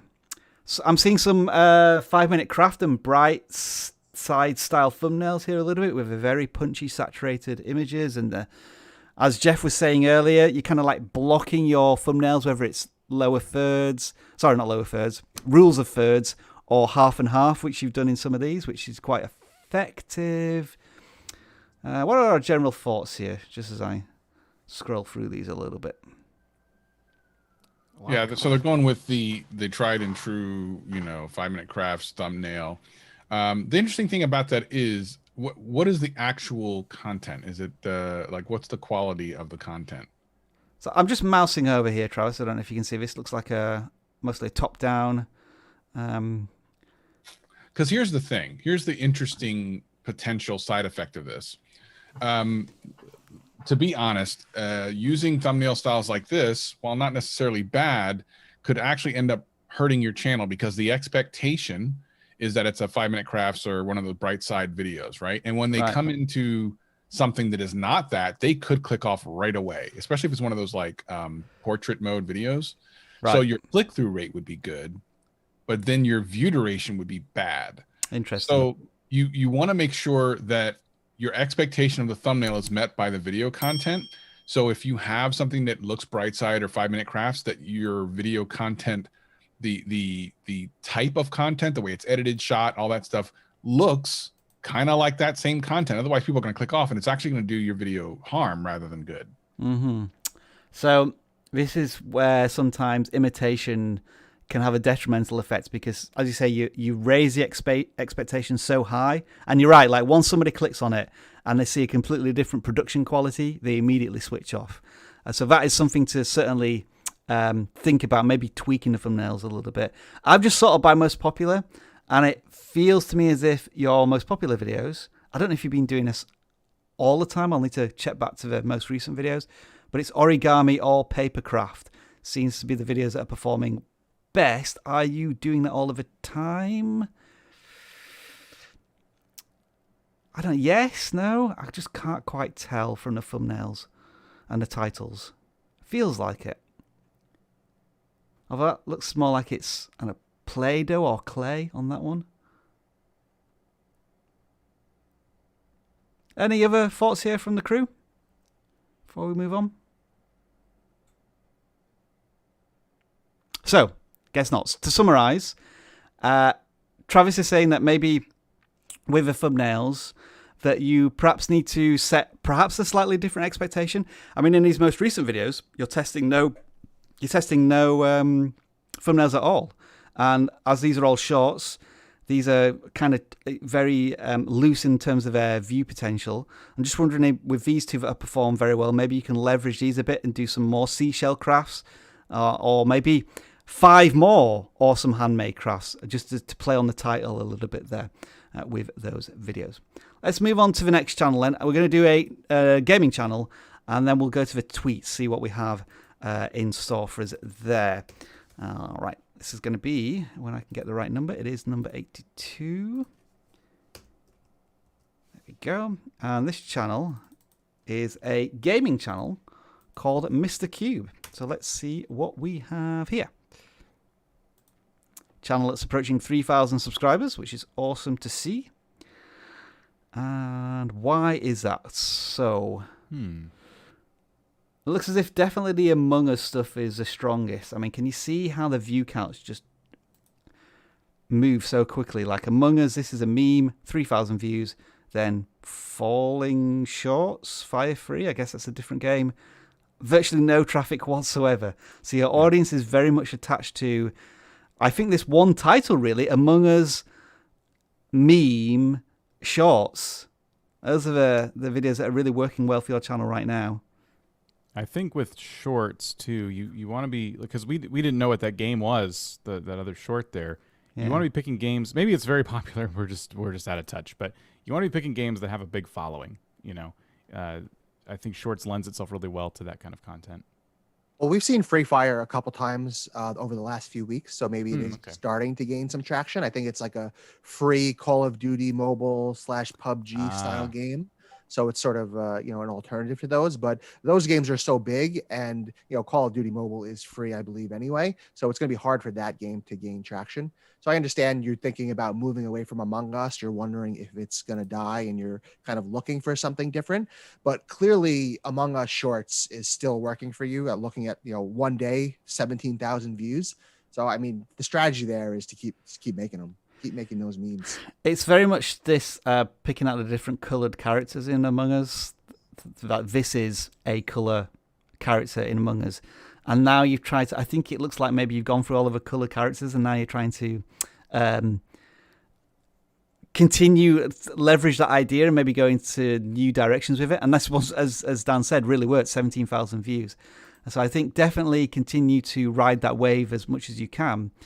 And then, I don't know, maybe you could do this color or character theme in other video games as a style potentially as well. Something to look at. But yeah, Mr. Cube, definitely your strength is Among Us Shorts memes. So make sure that is a part of the foundation of your channel. Mm-hmm. Let's go to the memes. I'm interested to see how you were able to turn Mr. Blockman into something comical here. Was anyone able to do it? Oh yeah, it looks as if they were. I like that one very much so, very early. That's a contender to be picked there, I would say. That is kind of true. Not relevant to the Blockman, but there we are. Thank you, John. I mean, we do need to thank you very much for the Stickman animation that he did at the start of the live stream. We really do appreciate that, and I'm sure you'll feature more in our memes of the week. Have we got anything else here? Oh, the Godzilla and King Kong one's pretty good. Got a Savage one then already. Okay, and yeah, that one's a pretty good one as well. Nice one. So I think what we're going to pick here, this person's determined to get picked with that meme. And yeah, quite a few suggestions here. What is that one? Who is that? I dread to think. Oh, that's a nice one as well.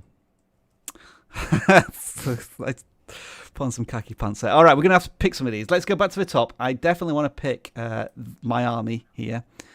Have we audited this channel already? I sense we maybe have. Oh, Jeff is heading out, by the way. Thank you, Jeff, for your time here, but he did have to leave early. We do appreciate your service. Thanks, man. I'll catch you guys later. See you, fellas. Catch you later, Jeff. Fortnite Gen, I think we've audited your channel a couple of times. So let's just check quickly how you're making progress. Looks like you're doing very well with live streams, and the live streams are continuing to grow. It's this fashion show one. Like we told you to keep doing fashion show live streams and nail down that content. You seem to be. Can you turn any of these into video on demand to leverage it a little bit more? But yeah, it seems as if your channel's growing nicely there. That's a very quick audit of a channel that we've audited before. I like the Transformers one. It's actually pretty funny. Where's the Transformer one? Keep going up. I don't know why you're not seeing it. Oh, this one? Yeah, that one. Because it's an Among Us Transformer one. Oh, there you are. Sneaked in there.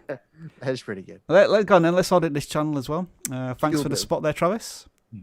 This is Verumenst. I think that's what your channel's called.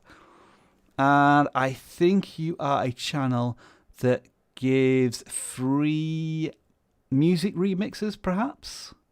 That's what I'm going with. Let's look at the about section here.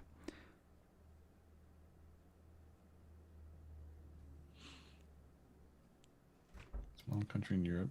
Yeah, musician / beat maker. Yeah, so I'm guessing you're remixing popular tracks. So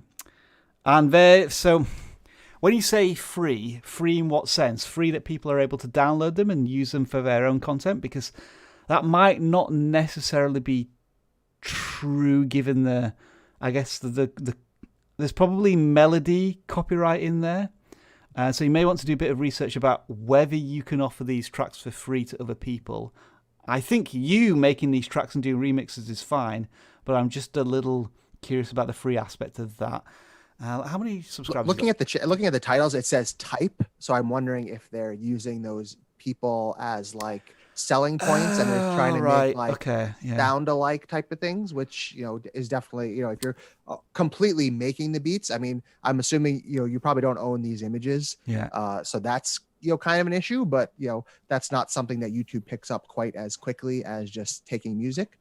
So, maybe, using these people to gain traction is definitely a good idea. And, we talk about being on trends, but make it a little bit more clear what's going on. Because, as we said, we just clicked on this channel and assumed, we're not gonna be able to use any of this music. It just looks like you're remixing other people's music. So definitely make it clear what exactly you're doing. Thanks, Dan. I didn't quite spot that there. Anything else that we can maybe recommend here as a music channel? Is there a particular beat type, genre, or artist that's working well for your content? I've noticed sometimes you've done instrumentals here. Again, are these tracks where you've kind of removed the vocals but sort of remixed the instrumentals in some way? Is it a similar type of music? Because these are the more successful ones. It was about a particular artist, a particular album maybe as well. So could you double down a little bit there? Or again, is there a question of potential copyright issues? As always, music is a difficult genre for us to try and crack sometimes. Yeah. But I think if you're creating this type of content, maybe YouTube collaboration is probably a good way to go. Because if you're making beats, find someone to rap over them, someone to sing over them. Try and look for bigger channels. And as we say with a lot of these communities, look for Discords, look for subreddits, look for places where other music makers are hanging out, and try and make those connections there. Because again, it's hard to get search rankings with some of this stuff. It's hard for people to find you naturally, but if you can sort of leverage other people in other communities, that's going to be a good way to grow, especially if you're making great music. The history of music is that just because you're making great stuff doesn't mean people are seeing it. So now you need to find as many different ways to get ears and eyeballs on you. Thank you there, Dan, for your advice. I think Jeff liked the Godzilla one, so let's take a look at this channel, which is Ethan's channel. Team Elite. This has to be about Star Wars, right? It doesn't seem that way. No. Fortnite. Looks like it's about Fortnite. So I think they put Star Wars themed characters in Fortnite, though. Yes, they do look like Fortnite-y graphics of Star Wars stuff, don't they? A little bit in the channel banner. A little bit. I'm seeing an update video. Okay, so something was leaked, and they decided to cover that with shorts. How to fly across the Fortnite map battle royale. Huh. So it looks like they're doing these how-tos, but they're putting them in the form of shorts, which isn't necessarily wrong. I just wonder what these would look like as long-form content. Me too. Honestly. Me too. I think if you were to, try to do a longer version of how to get new exotic dual pistol or whatever it was, give it a really strong thumbnail and things like that. It seems like you're making some pretty high-value content. But you should look and see what kind of Fortnite shorts are doing well out there.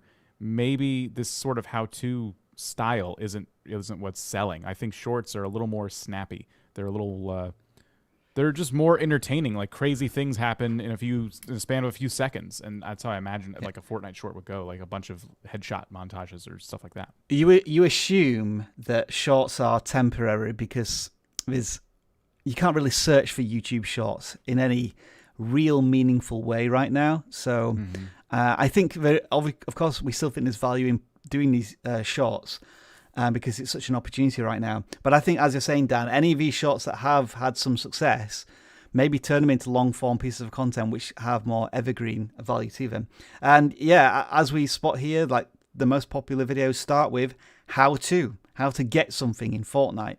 And we always recommend this style of content to smaller creators in a way to get noticed. And I think all of these the most popular videos on the channel are all about updates or new things in a game. So it's giving valuable advice, information to the viewers who want to get that information about Fortnite. So that's Team Elite there. I think we'll pick one more maybe from this list. Did anybody have any other particular interests or favorites they had here? There was an Avengers one I think I saw somewhere. Up or down, would you say there, Travis? I think it was a newer one after the last time. Let's refresh and see what we got here. I don't see it now. Yeah, sometimes it doesn't show me all of the tweets for some reason. Yeah. Well, again, not everyone uses channel audits sometimes, so they'll post on our Twitter, but not necessarily get picked up. Some pretty good ones. I kind of like that one. Yeah, that's a neat one. So let's do the True Savage one here, and the channel is Insane. Is this how you pronounce the channel? Let's go. Insane. All right, 6,000 plus subscribers. And I'm seeing random a lot in the thumbnails. Right. Let me just sort by most popular. Is there a standout video? Okay, so there's a couple of videos from a while ago that perhaps explain the number of subscribers. But you haven't really done anything that recently that's got many views. So I'm going to kind of discount the subscriber count a little bit. I think you're probably channel operating more at less than 1,000 subscribers here. Let's throw it to Dan a little bit here. That playing random Roblox with viewers, that seems to be a live stream trend that is doing, which seems to be running okay at this point. Do we stick with that, or do we move on? Do we maybe look at ways of turning this into video on demand, because it's almost all live streams and shorts? Yeah, unless this creator's really enjoying doing those, it might be time to test some other things. I'd have to kind of know a little bit more about Roblox to know if that's the strategy you want to go with. If you're streaming and you're getting consistent views, it looks like your streams are actually growing when we look at some of the older ones compared to some of the newer ones. So maybe you're on the right track. Mm-hmm. But I just wonder if you were to stick to one for a bit, and maybe mix it in. Maybe on, let's just, hypothetically say you stream 2 days a week. So maybe on Tuesdays you do these random Roblox games with viewers, and then on Thursdays is when you go back to playing your main Roblox game that you're playing a lot of the time and giving a lot of great value in. You're also doing both streams and video on demand, so we need to keep that in mind as well. Not super often. It looks like, well, maybe almost never, because this latest video is 7 minutes, and then so maybe you're just starting to try that. Yeah, it's pretty much all live streams after that. Credit to you for making custom thumbnails for not all of your live streams, but a lot of them, which doesn't always happen with live streams. Yeah, and the only reason I suggest mixing it up a little bit is for the purpose of testing things. When you're trying to grow on YouTube, you just always want to be testing new things. And it looks like you did. So perhaps this trolling Roblox McDonald's employees, it sounds like a funny idea. Maybe this happened during a live stream and you just clipped it out. If so, I would do more of that. Or you just took some extra time to make it. But you could be taking clips from your live streams that are really funny, turning them into Minecraft, Roblox shorts on your channel and mixing it up in different ways. You have many, many hours of live stream content. And I imagine there's a lot of those moments. So if I was doing this much content via live streams, I would definitely think about mixing in shorts, just as a way to not, get yourself too weighed down with making too many different types of content. You could repurpose some of it. Let's pick another channel then from the ball picker, and we are going to pick a non-gaming channel this time. This is channel 188. All right, and we are looking at Jackster1910, who has 2,000 subscribers and does memes and random edits. All right, then. So I'm going to assume you're not a Spider-Man channel. It's just you have a Spider-Man channel banner, you have a Spider-Man channel avatar, but then I guess you're just taking clips from films and movies, television shows, and doing some meme stuff. And these are ones that are really difficult to kind of audit because for context, you pretty much need to watch the videos themselves to understand them. Having said that, with 2,000 subscribers, the view counts are consistent. They're not really spiking too much up and down. But I think it is one of these channels where you're kind of relying a little bit on the viral moment, so to speak. What are your most recent videos about? Yeah, it's hard. So, I mean, with these type of videos, when you're kind of, I don't even know that you're reacting. It's kind of like you're just reusing, in which case it's kind of suspect whether or not you can even get away with this for very long. But if you're doing something that's like a parody or something that's kind of above board, then you just got to do it like anything else. Look for what's working. Look for what's, you know, your viewership is watching, what they're asking for, and try to find more of that. Nothing I'm seeing is particularly time sensitive either. So I think there's always that potential of finding culturally relevant things going on right now, whether it be The Mandalorian, WandaVision, or anything else that's currently on television or in movies, because like this Joker one that you've done a week ago, obviously the film came out 18 months ago, so perhaps the memes and that aren't too active right now, so that's something to consider as well, like Shrek stuff as well going on here. Let's just sort by most popular. Is there anything that really jumps out here which may explain the views? A couple of Among Us videos here. Harry Potter guns. That's an interesting one. I mean, Mando meets Boba Fett. God, have you just spoiled it for me there? Because I'm only like part way through season 2. But like, is that just a clip? How are you only part way through season 2? Because And you haven't been spoiled this yet? is controversial. I just can't get into it. I'm just not there. If you're Well, it's partway not a into season, spoiler then. well, here's the thing: if you're partway into season 2 and you're not getting into it, I don't know that you will ever get into it. Yeah. I mean, the ending of the last season was incredible. Like, but there was incredible parts before that. What is wrong with you, Rob? Yeah, I know. I'm sorry. Ridiculous. Now, but anyway, is this a clip or is this a meme? Because the title doesn't suggest that. But whereas Friends intro but Shrek version, that is definitely a meme, because you have a thumbnail and title that suggests that. It's a meme, and I hate to be this guy right now. It's a meme, but did this person make it? I mean, that's the thing. It seems like they're willing to take clips from TV shows that aren't theirs. So now this suspicious thing comes up where we have to assume you're capable of taking memes from other people. I hate to accuse people of that, but these look so different from one another, and it just raises some eyebrows. Yeah, we just don't know, Dan, do we? We can't sense a vibe or style. Who was the channel that we were looking at last week who did have dank meme content and by his own admission? Mr. Milbs, but he had very much a certain style that you could recognize that it was all his content. And so, as I say, we're not accusing you of like just stealing other people's content, but we're in almost like the fog of a channel audit where we're just not quite sure one way or the other. I'm accusing you because I'll accuse everybody of everything, ladies and gentlemen. I'll accuse you straight out. Hey, Savage, how's it going? It's going. Let me tell you something. It's a wonderful day. What's today? Tuesday? Thursday? I don't even know anymore. What difference does it make? Doesn't even matter. Well, hello, Savage. By request, we do need to audit each other's channels just a little later. Now, we will do that, but I was just loading up a channel here. So I think we'll audit this channel first, then we'll audit our channels, and then you can do some Savage Students. So we'll just quickly do this one. It is Glove, and they've hit 100 subscribers. Congratulations to you there. Is this Minecraft or Roblox here, Dan? Yes, is the answer. What, both? Just a It is generic both. yes. Oh, yeah, it is, isn't it? I didn't even realize that, yeah. Excuse Okay. me. So we do have Roblox and Minecraft. Now, there's probably some crossover with those audiences, but I would really still recommend to niche down, especially with Roblox being a game of games. You could really niche down in there and see a lot of success if you do it well.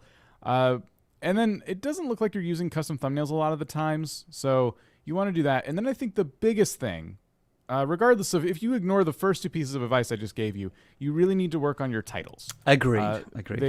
They're too simplistic right now. They're not going to get discovered in search. If someone does happen upon them, there's just not really a lot of reason to click. I don't really know what's going on in these, so I'm likely just going to skip over it, which will lower your click-through rate, which is why I commented on the thumbnails. And yeah, then your videos aren't getting recommended. Assume that your viewer has no idea who you are or what your content's about, And that is the basis of how you're going to pitch it to an audience. You have to communicate as much as possible in that thumbnail and title, or it's going to lose communication and translation when it leaves your computer, when you upload a video, and then it pops up on somebody's feed. There has to be a connection of the content and understanding. That's a bit of a rambling sentence there, but yeah, I guess my explanation is as lacking in context as the thumbnails and titles are here as well. It's been a long live stream. I'm feeling it this week. Savage, how are you doing? I'm doing good. You know, I ordered a sandwich. It's on its way. I can't wait to have that delicious sandwich. I'm excited about it. What type of sandwich is it? It's a chicken cheesesteak thing. You know, you can get instead of cheesesteak, you get chickens. Cool. Make Right. Up to chicken. It's great. You've got 1 minute to audit our channel, since that's what people want us to do. Savage away. All right. So this dude on the front looks like a racer. Hi. Dude on the front where he's creative obsessed about that YouTube education. That's fantastical. He's going to point at your first video. He's going to point at everything. He's either pointing at you or a logo or his nose. And then there's some other random dude with hair. I don't understand what that's all about. He looked like he didn't have hair a minute ago. I mean, they both have the mustache and everything. I know I feel like they're the same person. I'm not sure. Then you got arrows pointing at things. So if he ain't pointing at you or the thing, then you got arrows pointing at things. And then he has an arrow pointing at his little fake gold thingy, the patience. He says patience as he points at things. Then you got a guy with green hair. I don't even know where he came from. Does that guy exist? I don't know. Then you got some scissors over there. You got to get your code, more arrows. You got timestamps. I don't think this channel knows what they want to do with themselves. Now he's excited. He's excited because he's like, oh my gosh, I can't believe the Savage Man is here. It's so amazing. The Dr. Savage is here to save the day. And then look, gaming in 2021. I mean, there's no gaming channels out there. We know that no one in the chat is gaming. We know that for sure. And then we see Mr. Beast. He's clout chasing now. Look at that. Oh my gosh. He's just desperate for everything. How many subscribers this channel got? 803,000. 803? I apologize. 804 now. My good googly goo. Let me tell you something about 804,000. What's the okay? Rob, I got a question for you. 800 vidIQ or Bosnia? Which has more? Tell me. Definitely vidIQ. I think Bosnia's got a population of about 6 million. Guys. All right. Oh no, sorry, I'm wrong. I'm missing out a zero there. Yeah, Bosnia's got more people than. I see. He thinks largely of his channel. He thinks people in Bosnia hit the thumbs down button because obviously he's trying to cancel you. It's terrible. Is that with or without Herzegovina? Yeah, it is all funny because it's true. I didn't realize I pointed at so many things. You are so right. All right, Dr. Savage here. Yeah, let's audit your channel. So you've got 84 subscribers versus our 804,000 subscribers. So work. There's a miscount. I want someone to recount that. I think it's wrong. No channel banner whatsoever. You tell us you're a doctor. No time for that. No credentials to support that. You've not made any videos in over a month, so you're lacking consistency there. I'm a busy man. I'm a doctor. 0 attempt at thumbnails as well, apart from one. Thumbnails? I mean, you did one there with thumbnails, which is all right. Those are shorts, Rob. Pay attention. Yeah, okay. The likes to dislikes ratio, you're in the amber sometimes. I mean, you're in the red there. Like the one time when you did do a custom thumbnail, you got absolutely caned for it, which is unfortunate. And I think there's work to be done here, Dr. Savage. A lot of work to be done. Well, I mean, if you want to do it, feel free. I'm not going to hate on you about it. I mean, go ahead, feel free. Hey, Junk, I want you to do my animated thing. I want you to do some stuff for me. I saw you work earlier. It's fantastic. It's the most Savage video I've ever seen. I would like some animated Savage videos. Would people like to see some animated Savage videos on the Savage channel? I think it'd be great. I would love that. Awesome. And that is how Savage and I review each of his channels.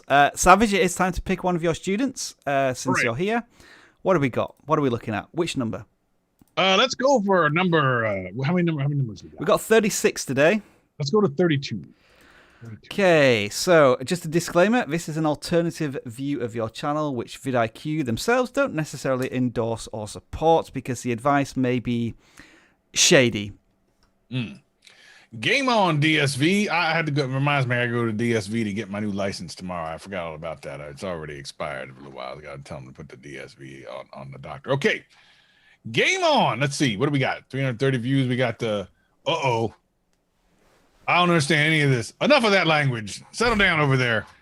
What? Can you translate this? What's going on I here? do not have the translate button, unfortunately, here on this one. Oh no, I don't know what to say to this young man. Look, I'm gonna tell you something. I actually do speak Russian. I understand exactly what's all here, but for the people here that don't understand, it's all savagery. It is. I don't want to sit here and go through every video and explain to you and translate everything. I charge for that. I'm not gonna do that. But I read it all, and I'm gonna tell you right now. He says how amazing that I am, and that my $39.95 every 5 minutes is coming to be paid in full. As a matter of fact, that third down from the bottom video says that very thing. I do notice that all of them look alike, and there's a reason for this. This is a Savage Academy hack where we tell people, that's a Savage Cat, by the way. Yeah. Where we tell everyone just do the same thing over and over again. Eventually, it might work. Maybe. Right. I don't know. No guarantees here. Like this, like right here. As you can see, it worked every time he did it. Yeah. Fantastic. It's look how often he got the exact same number of views. It was pretty close, actually. Look at this. He does the same thing. It's like, what is that? Wallpaper. Yeah. Do people still use wallpaper, Rob? Do you use wallpaper? You'd have to talk to Paul Peck Drywall to get an answer to that. He has a YouTube channel all about that type of stuff. It's amazing. All right, so that is DSV. Was it Game on DSV? I hope you found that Savage Audit non-helpful in any way, shape, or form. Do you want to pick another student here, Savage? Yeah, let's go for number 3. Why not? That's all right. We're going to go for number 3. I think we may have audited this channel for real before. Oop. How did I get there? What just happened there? What did I search your view for? history. What's going on? What are you doing over there? I don't know. Mr. Beast is permanently in his clipboard. Yeah, the copy and paste is completely broken. That's how Mr. B's got all them subscribers. You got people copy and pasting. Oh, Stupid. Whoa, what's going on with my... Hang on. What is going on? What is I'm in the wrong place, that's why. Oh, it's because, I copy and pasted the sentence instead of a... Wait a minute. Technical difficulties again? Yeah. I can't believe it. It's like it never sorry. happens. If this was a drinking game, everyone would be dead from alcohol poisoning with all the technical difficulties we have on this channel. Is crazy. Hunter Jaw. Have you Hunter savaged Jaw. this channel before? I know we've looked at this channel before, but I don't think we've savaged it. Like I was saying a while back, I actually kind of getting into a little bit of Minecraft to just calm my nerves whenever I'm coming down off of a sugar high. So let's look at it. You got some of these Minecraft pool table. What? I can make a Minecraft. Oh, wait a minute. It's done in 45 seconds, which means there's no possible way I'm going to understand how to make it. Plus, because it's short, I have to be on my phone. So I'll be like this, and then I have to hit pause, and then I have to go to my controller and write. Listen, I want a Minecraft pool table, but I don't want to make it. Can someone just come over and make it for me? What's your name again? Dan? Can you just, I know you play a lot of this Minecraft. Can you just come over here and make this for me? I would like that in my house. By the way, my Minecraft house, this is a true story. It has a pool on the top. Literally, you can look up at the glass bottom with the pool with water, and I put it on top. I thought that was a cool idea. Yeah. I'll show you it one time, Dan. That's really cool. Can you come into the Xbox one? Can you come into... Yeah, I'm sorry, I forgot. What's this channel about? So I think it's about Minecraft. Oh, yeah. So back to Minecraft. I'm trying to make, in my Minecraft game, I'm trying to make this thing where I can get on a choo-choo thing, and it makes me drive across the train tracks with it. I like those things. I see PewDiePie doing it. I want to do that too. Hunter Jaw, I hope that was helpful to you. Thanks, Savage. You just abruptly stopped there. Let's go and audit some real channels for a little bit, because our audience is abandoning us very, very quickly. So we're going to choose a non-gaming channel here. This is channel 175, and I'm going to let Dan C try and pronounce this channel name once it loads up. Dan C, who are we looking at here? Zugomugo. I think we've audited this channel a long, long time ago. I seem to remember that this channel, and all they did, I think it was back when Jeremy and I were auditing channels, they would inform their audience of earthquakes. I mean, as you can see from the titles, wherever there was an earthquake alert, they would do a very quick video, like before there were shorts, and they would communicate that there was an earthquake, and that was pretty much it. That was the title of it. So, Dan, what do you think of this channel? I mean, if that's the goal, then I think they're achieving it. The thing I wonder is they're here looking for some advice, but what can you say about a channel like this? Because they've been doing this for a while. There's a few outliers that seem to just kind of get a bunch of views, but more often than not, they get about a dozen views, and then they're on to making the next one. It looks like they upload multiple times a day as a result of this. And I mean, there's certainly advice we could give, but I don't know if they would follow any of it, if that makes sense, because I think any advice we generally give would cause this channel to have to change at its core. You know? Yeah, I think we said this a similar thing in that, like, the audience just as a whole is not reacting to all of this information. Maybe it just turns into white noise because I might be interested in a volcano of a certain strength of 4.6, but then in Chile, but then not necessarily one in Washington or in the Philippines. The data is telling you that the audience isn't, or YouTube's not picking this content and sharing it all of the time. But as Dan said, there are outliers. So what is it about these specific outliers? Is it because these appeared on news stories and people were searching for it? Or is it the way it was delivered? I mean, some of these also get have interesting likes to dislikes ratios. But I guess there's something fundamentally that's not triggering YouTube to make your content more discoverable. I'm guessing the outliers have to do with maybe just how rare an earthquake would be. Like Prince Edward Island, do they get a lot of earthquakes? Probably not, and so 10,000 views. But generally speaking, the places where earthquakes pop up the most, it's not really news to most people. I'm sure I'd seen a channel that did something similar, but they were, really, really doing well with the content. I was just wondering if I could find it, but no, doesn't look like it is. I know there was somebody doing some like major weather alerts, and I don't know if it was a specific type of weather event or in a specific location, but they were really finding success with this content. But unfortunately, I can't remember what the channel was called. So I think we are kind of saying what we said before, and it seems to be being proven again by the volume of content, the hundreds of videos you're pushing out here that are just not getting watched for the reasons that we believe. You know what I figured out? I figured it out. I figured this channel out. Yeah. Move on after this. See the name? Yeah. Mooga. You might think on the surface that it doesn't have anything to do with, what the videos do, but it actually has everything to do with, think about it. If an earthquake hits you right now, you're going to go. So that's obviously where they got it from. That was good. Okay. Thank you. Thank you very much, Savage, for your input. Let's move on to try something different. Cursed Zillow homes. What? It looks like they're willing to try some different things. Oh, where did you just spot the that? Latest video. Oh, yeah. So that's Zillow is a property location app, right? Yeah. Okay. And that was 40 minutes long, so that was something completely different. Yeah. Right. And the view counts are similar or competitive to what's been done previously. What we would say then is keep testing new things, because you've been trying this earthquake thing, multiple videos a day for a very long time, and it's so rare that something takes off that this just can't be worth your time. So it's time to, try some new things. Let's try and squeeze in one more gaming channel if we can. It's going to be 302 here.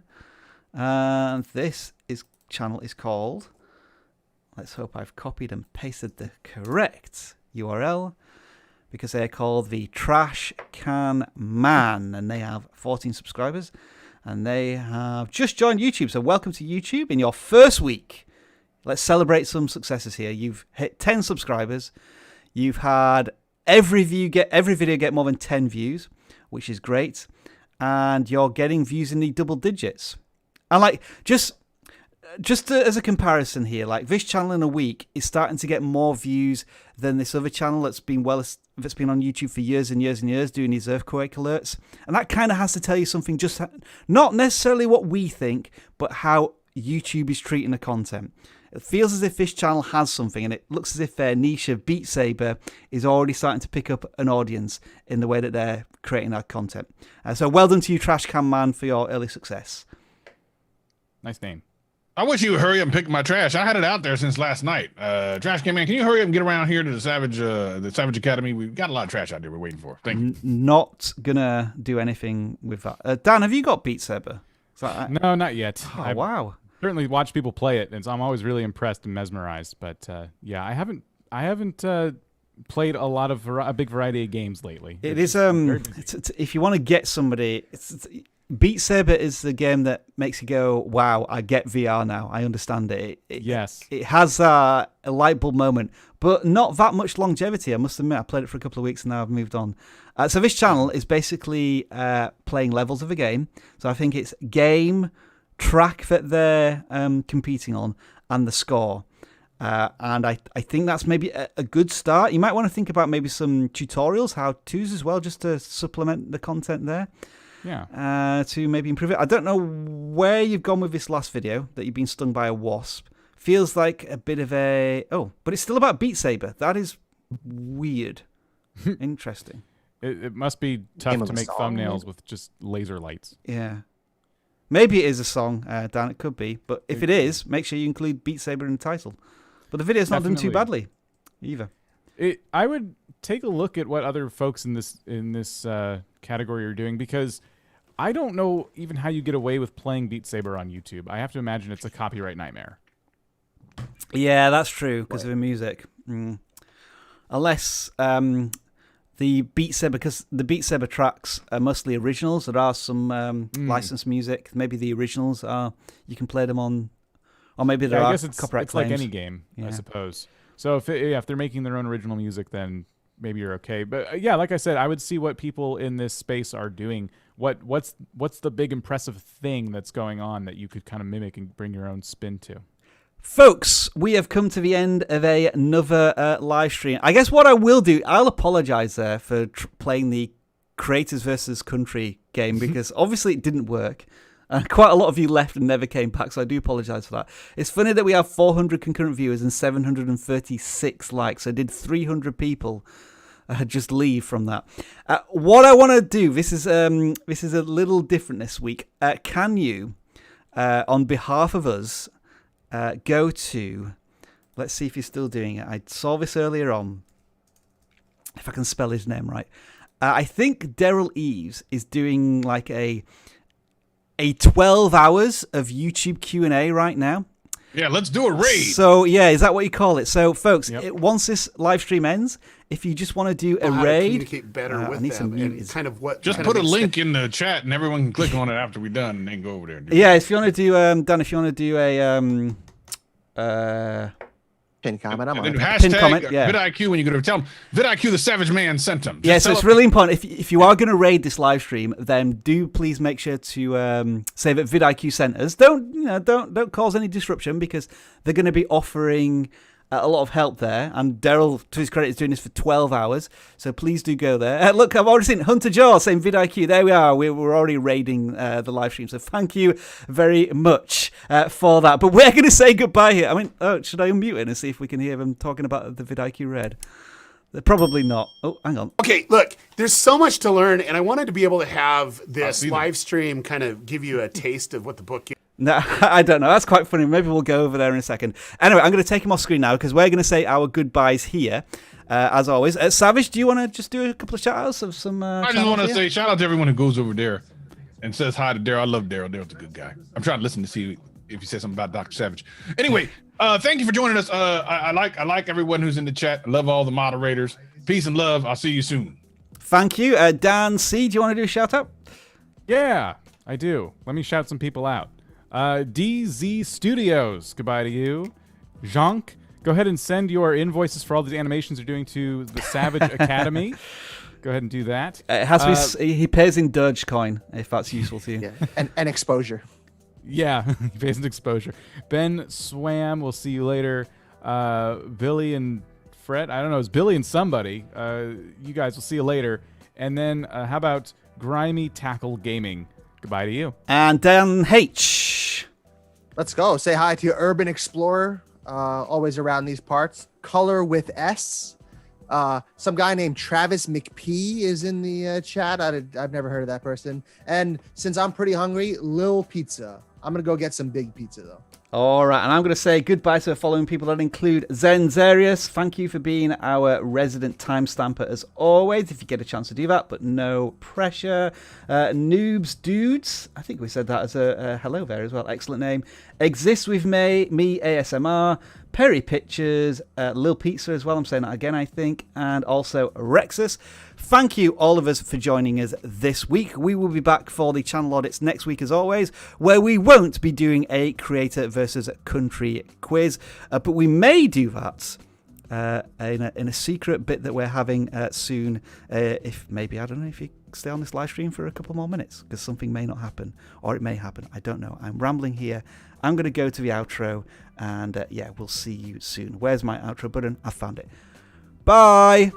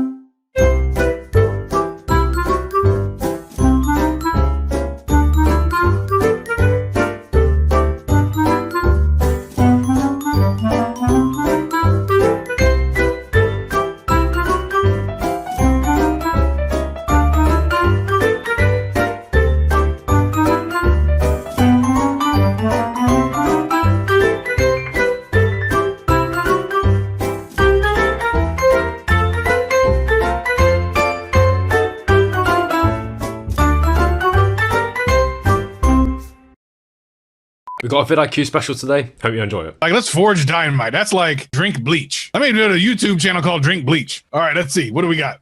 Jelly bean guys. Deception chap. Deception. Is that a game? I thought most of this was Friday Nights at Freddy's. Am I wrong? I'm gonna do my ASMR savage right here. I'm gonna do my ASMR.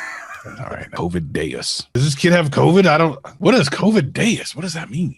What happened? What do you mean? When did it stop? How can I go party at the mall now like I used to do? I used to go to the mall. Once upon a time, you could lick the doors. If you're watching this from the vidIQ stream, have a great day. Am I allowed to say my channel name? Oh well, I'm John.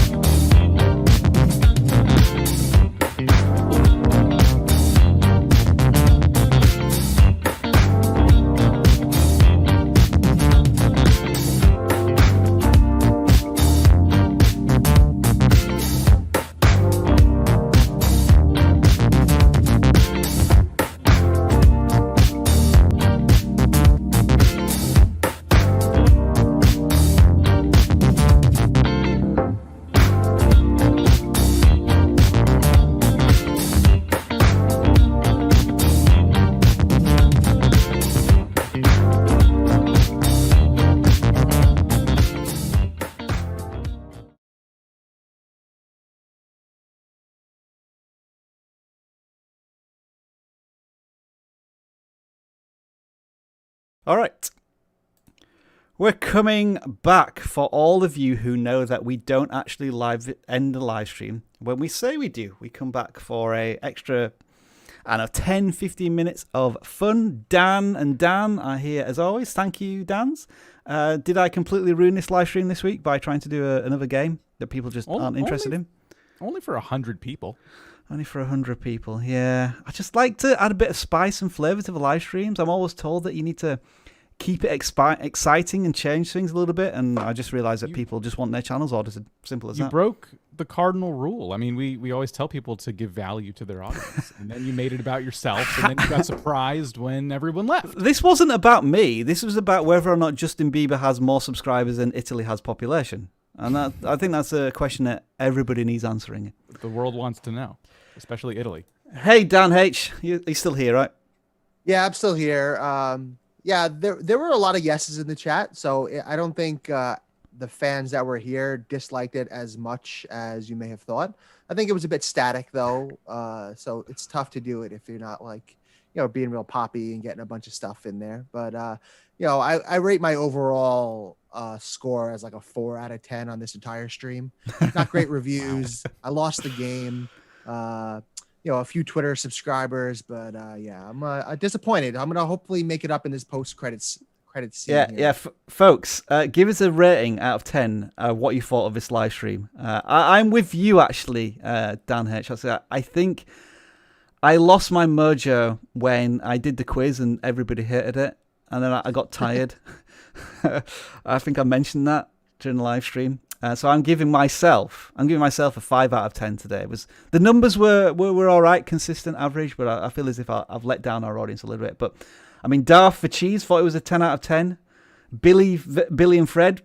Now Billy thought it was 10 out of 10, but did Fred think it was 10 out of 10 from Billy and Fred? Do let us know. Maybe it was a 5 and 5, so they were both 5 out of 10. Maybe. Somebody thought it was 1,000 out of 10. That's impossible, but thank you for letting us know. 8 out of 10. 11 out of 10 for some of you, thank you. Are you all assuming that by giving me the numbers here, you're going to get an audit? I don't know if we're going to do it that way this week. I always forget about how we're going to select our channels to be audited at this point. But who has an idea? Dan and Dan, how should we select our channels for auditing? Ooh, that's a good question. Let's do. Yeah. Have we done YouTubers' food yet? Like Watch Time Waffles. Watch Time Waffles and subscriber smoothies. You had a diner. Yeah, all right. Let's do it that way. So you're coming to the YouTube diner, and you're gonna order some YouTube-themed food, whatever that is. So you can't have Watch Time Waffles, and you can't have subscriber smoothies.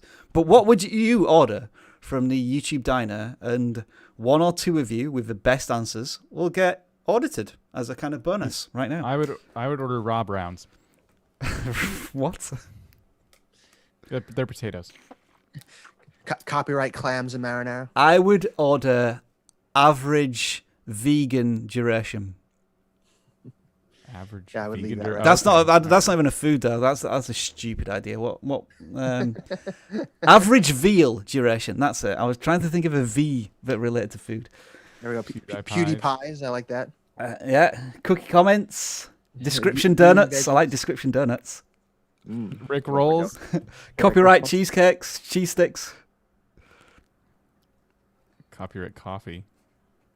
A play button chocolate mint cake. Monetized meatloaf.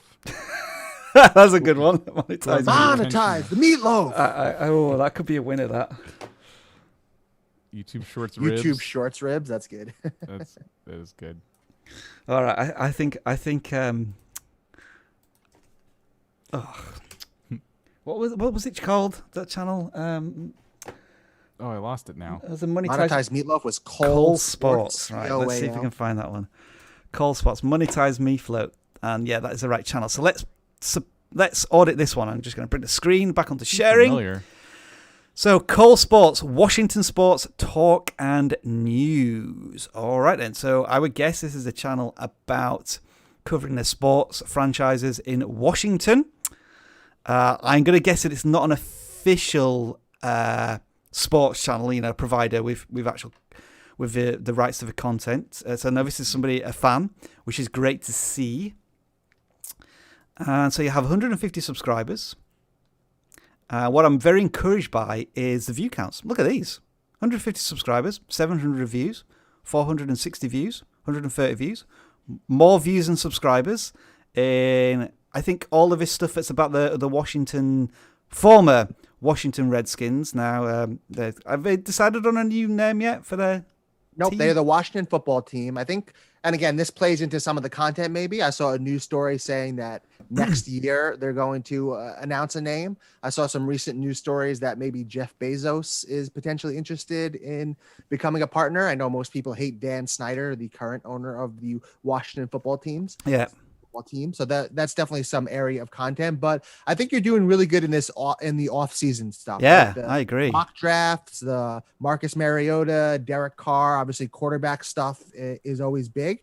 And I think, as you saw, and I think you mentioned this on Twitter, that second most recent video probably didn't do as well. But I think that's because that's a person that most of us haven't heard of. I'm a pretty big sports fan in general. I watch college football, and that seems more like a local player for you, Virginia Tech from the area. So maybe the wider Washington sports ecosystem isn't really up to date about him. So I think, kind of sticking to the bigger, trendier players is going to get you more views, but I think you still have to sprinkle some of that stuff in, right? You can't only be talking about, Derek Carr and quarterbacks. And I think in our Twitter audits, I mentioned that, maybe get some more Washington paraphernalia in your background there. It's a bit of a boring background. There's really not a lot going on when you're actually filming. So I would like, maybe some more stuff going on in there. I agree. I was going to pick up on that, Dan. As you say, it's just a very blank background. I think we covered I think it was another Washington channel. Was it last week or a couple of weeks ago who they were a Washington Capitals oh, yes. fan? Yeah. And they had like a really intricate setup in the background. Now, it could be as simple as something like a jersey or a pennant or some memorabilia you have just to give that familiarity and context with your content. Because I think the thumbnails are of a very high standard.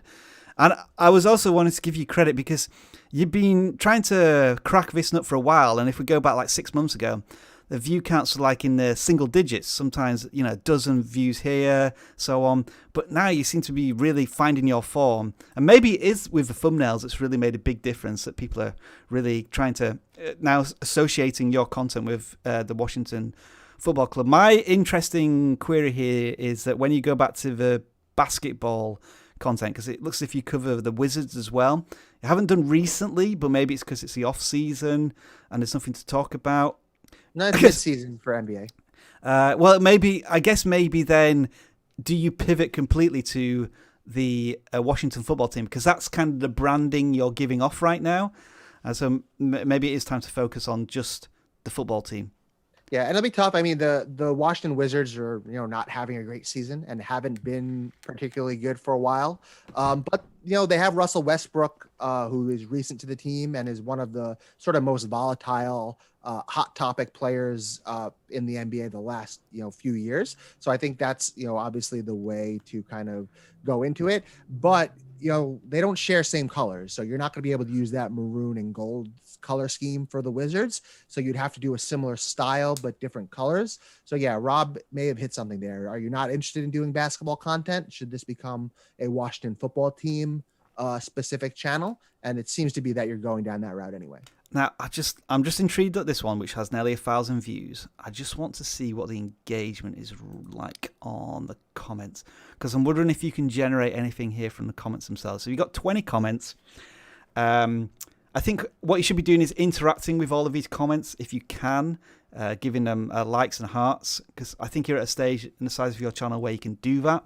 But then also maybe you can take some of these comments and turn them into further questions, or potentially do a live stream Q&A. I think that's where maybe you could go further with your community. Dan, that's a good point as well. Sorry to jump in there. Yeah, go ahead. One of those comments said Carr or Fields. So Carr is a free agent. Fields is someone that you'd have to draft with a lot of capital in the coming years. You probably have to trade up for him this year. But that's a good video idea. Carr or X, Y, Z. What quarterback will fall to them in the draft? Yeah. What other trade options like Mariota are there? We love versus content, and that's one that's generated right in the comments. Boom. Dan C, as a sports expert and the owner of the 1 gigahertz Rams, final thought from you. Make it a good one. Okay, well, just be careful with using anything from the NFL. They, they're very litigious. They really enjoy coming after people who use their content. So be very, very careful. Looks like you just use thumbnails from the videos we scrubbed through. There's not like a lot of, actual football content in there, which is good. But yeah, best of luck to you. I completely agree that you definitely need some stuff in your backdrop. Everything. I was thinking live streams before you guys brought it up too. I think this would be a great channel to sit down with the audience and just chat with. Yeah, I think it feels like you've got the pitch right. The marketing of the thumbnail and the title seems to be good. Let's now start taking some of that, I guess, thumbnail production quality into your on-camera production quality as well, and just start very simple, like a 1% increment. Have some Washington-themed style to your video content. I think you do have that in like these banners here at the bottom, but just something in the background there to really emphasize your support for the team. I think we'll do one more. So let's go back to the YouTube as food if you're going into a diner. Or was the one that you two really liked? I picked the monetization meatloaf, but then there was another one that came up. Was it? I can't remember. No. Yeah. Subscribe shortbread. Oh, there was the YouTube Shorts ribs, but that was a while ago. Yeah, who was that? Yeah. So again, we're looking for your copyright delight. That's a nice one. Social Blade Sushi. YouTube Keyword short cakes, viewership veal, cinnamon comments. Playful playlist papaya. I've got to pick that one if I'm going to last that much. Bulldog 7. Bulldog 7. All right, I'm trying to get him. Okay. Bulldog 7. I think it was helped by the way Dan, with his lovely, rich, smooth voice, said it. What was it again? 7. Just put space and 7. There you go. That's it. I'm gonna struggle to. Oh, is this the channel? Were we looking? Yeah, that's it. Yeah, right, that was easy. All right then, Bulldog 7. Looks like you're a racing game at maybe Forza or something. Oh, no, PS4. It's not that then. Okay. So a lot of live streams. I like these thumbnails. You're telling us the console, but I don't know what game it is. Good views on those live streams, though. Yeah. How big is the channel? Let's 300 subs.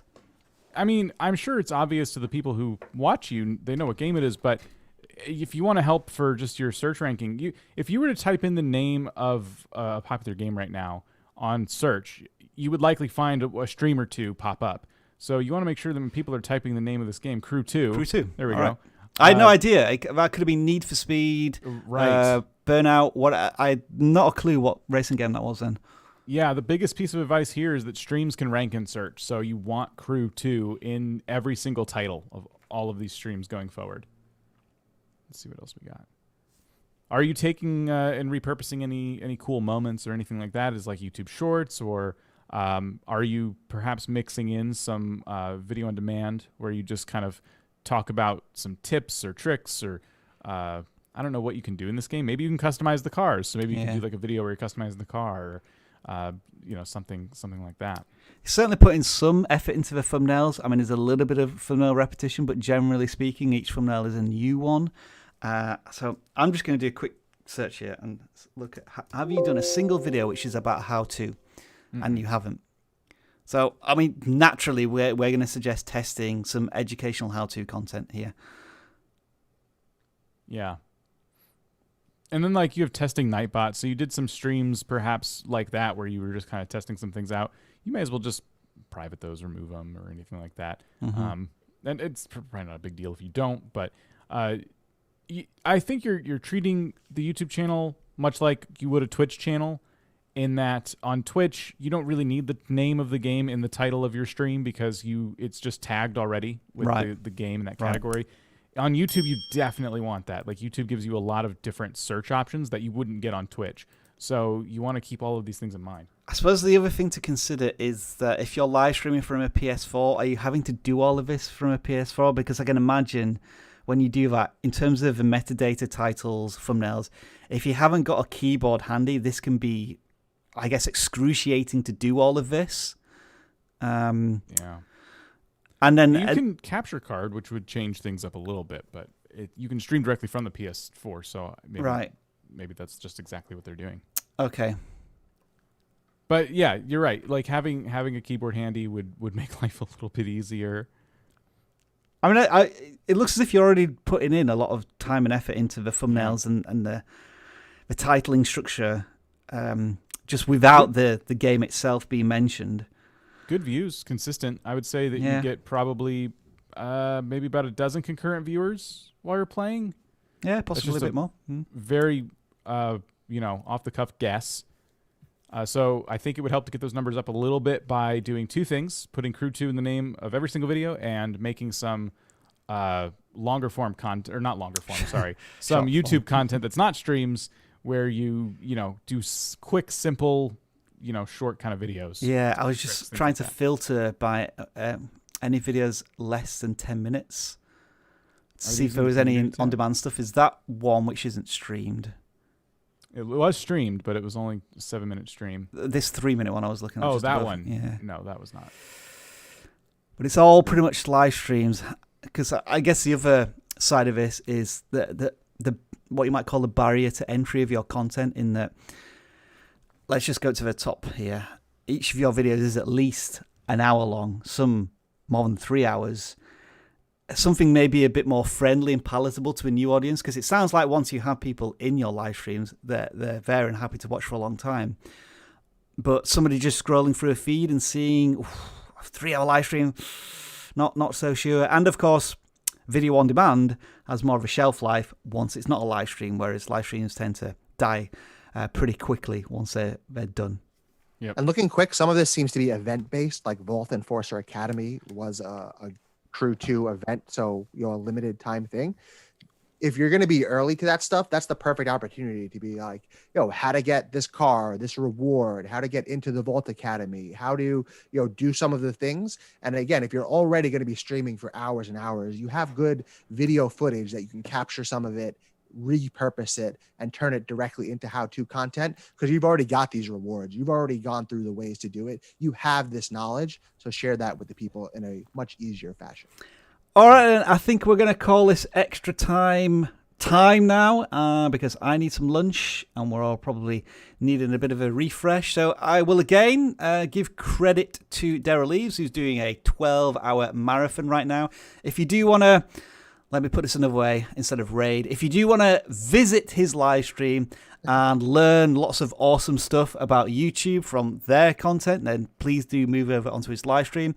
And maybe get some of your questions answered there. Dan and I will be back. That's Dan C. And I will be back tomorrow for a Q&A. As well as what we're doing. We're looking at keyword research tomorrow. Is that right, Dan C? Yes. Yeah. We're going to show you a little bit about the vidIQ keyword research tools that we have. Help you rank for keywords you're trying to rank for. We talked a lot about that just a little bit today, which is why we like doing the Wednesday streams. We like to expand on these things we kind of just gloss over in these channel audits. And then we will answer your questions for a good long time. These tend to go on for a bit, so we hope to see you there. So our live stream will probably be up now if you want to set a reminder for that. And what I'm going to do is I'm going to wave awkwardly at the camera for about 30 seconds to make sure that you get all of the live stream without it cutting off, which it often does. So thank you, Dan C and Dan H, and we'll see you in 24 hours or a week's time. Bye for now. Awkward wave begins right here, and I'm still getting some watch time from all of this. 183 people now watching me wave like the Queen does at the camera for a little bit longer. That how the Queen waves? This is how the Queen waves, Dan. Yeah, people can hear you talking even though you're not on the camera. Well, she kind of does this. Well, yeah, I was going to say, More like that. I thought it was a little more elegant than... Yeah. All right. Looks like your bones are... It's actually illegal to wave like the Queen in the UK. Is it illegal? Well, did you actually believe that? Okay. Yeah, that's why the Sex Pistols got arrested. Yeah, because in concerts we're all doing this. Oh dear. I was just worried that you're not drinking enough milk. I'm looking at the actual live stream, and it's just come on to me waving now. Wow, you're really behind. Yeah, I'm really behind. Right, I'm ending the stream.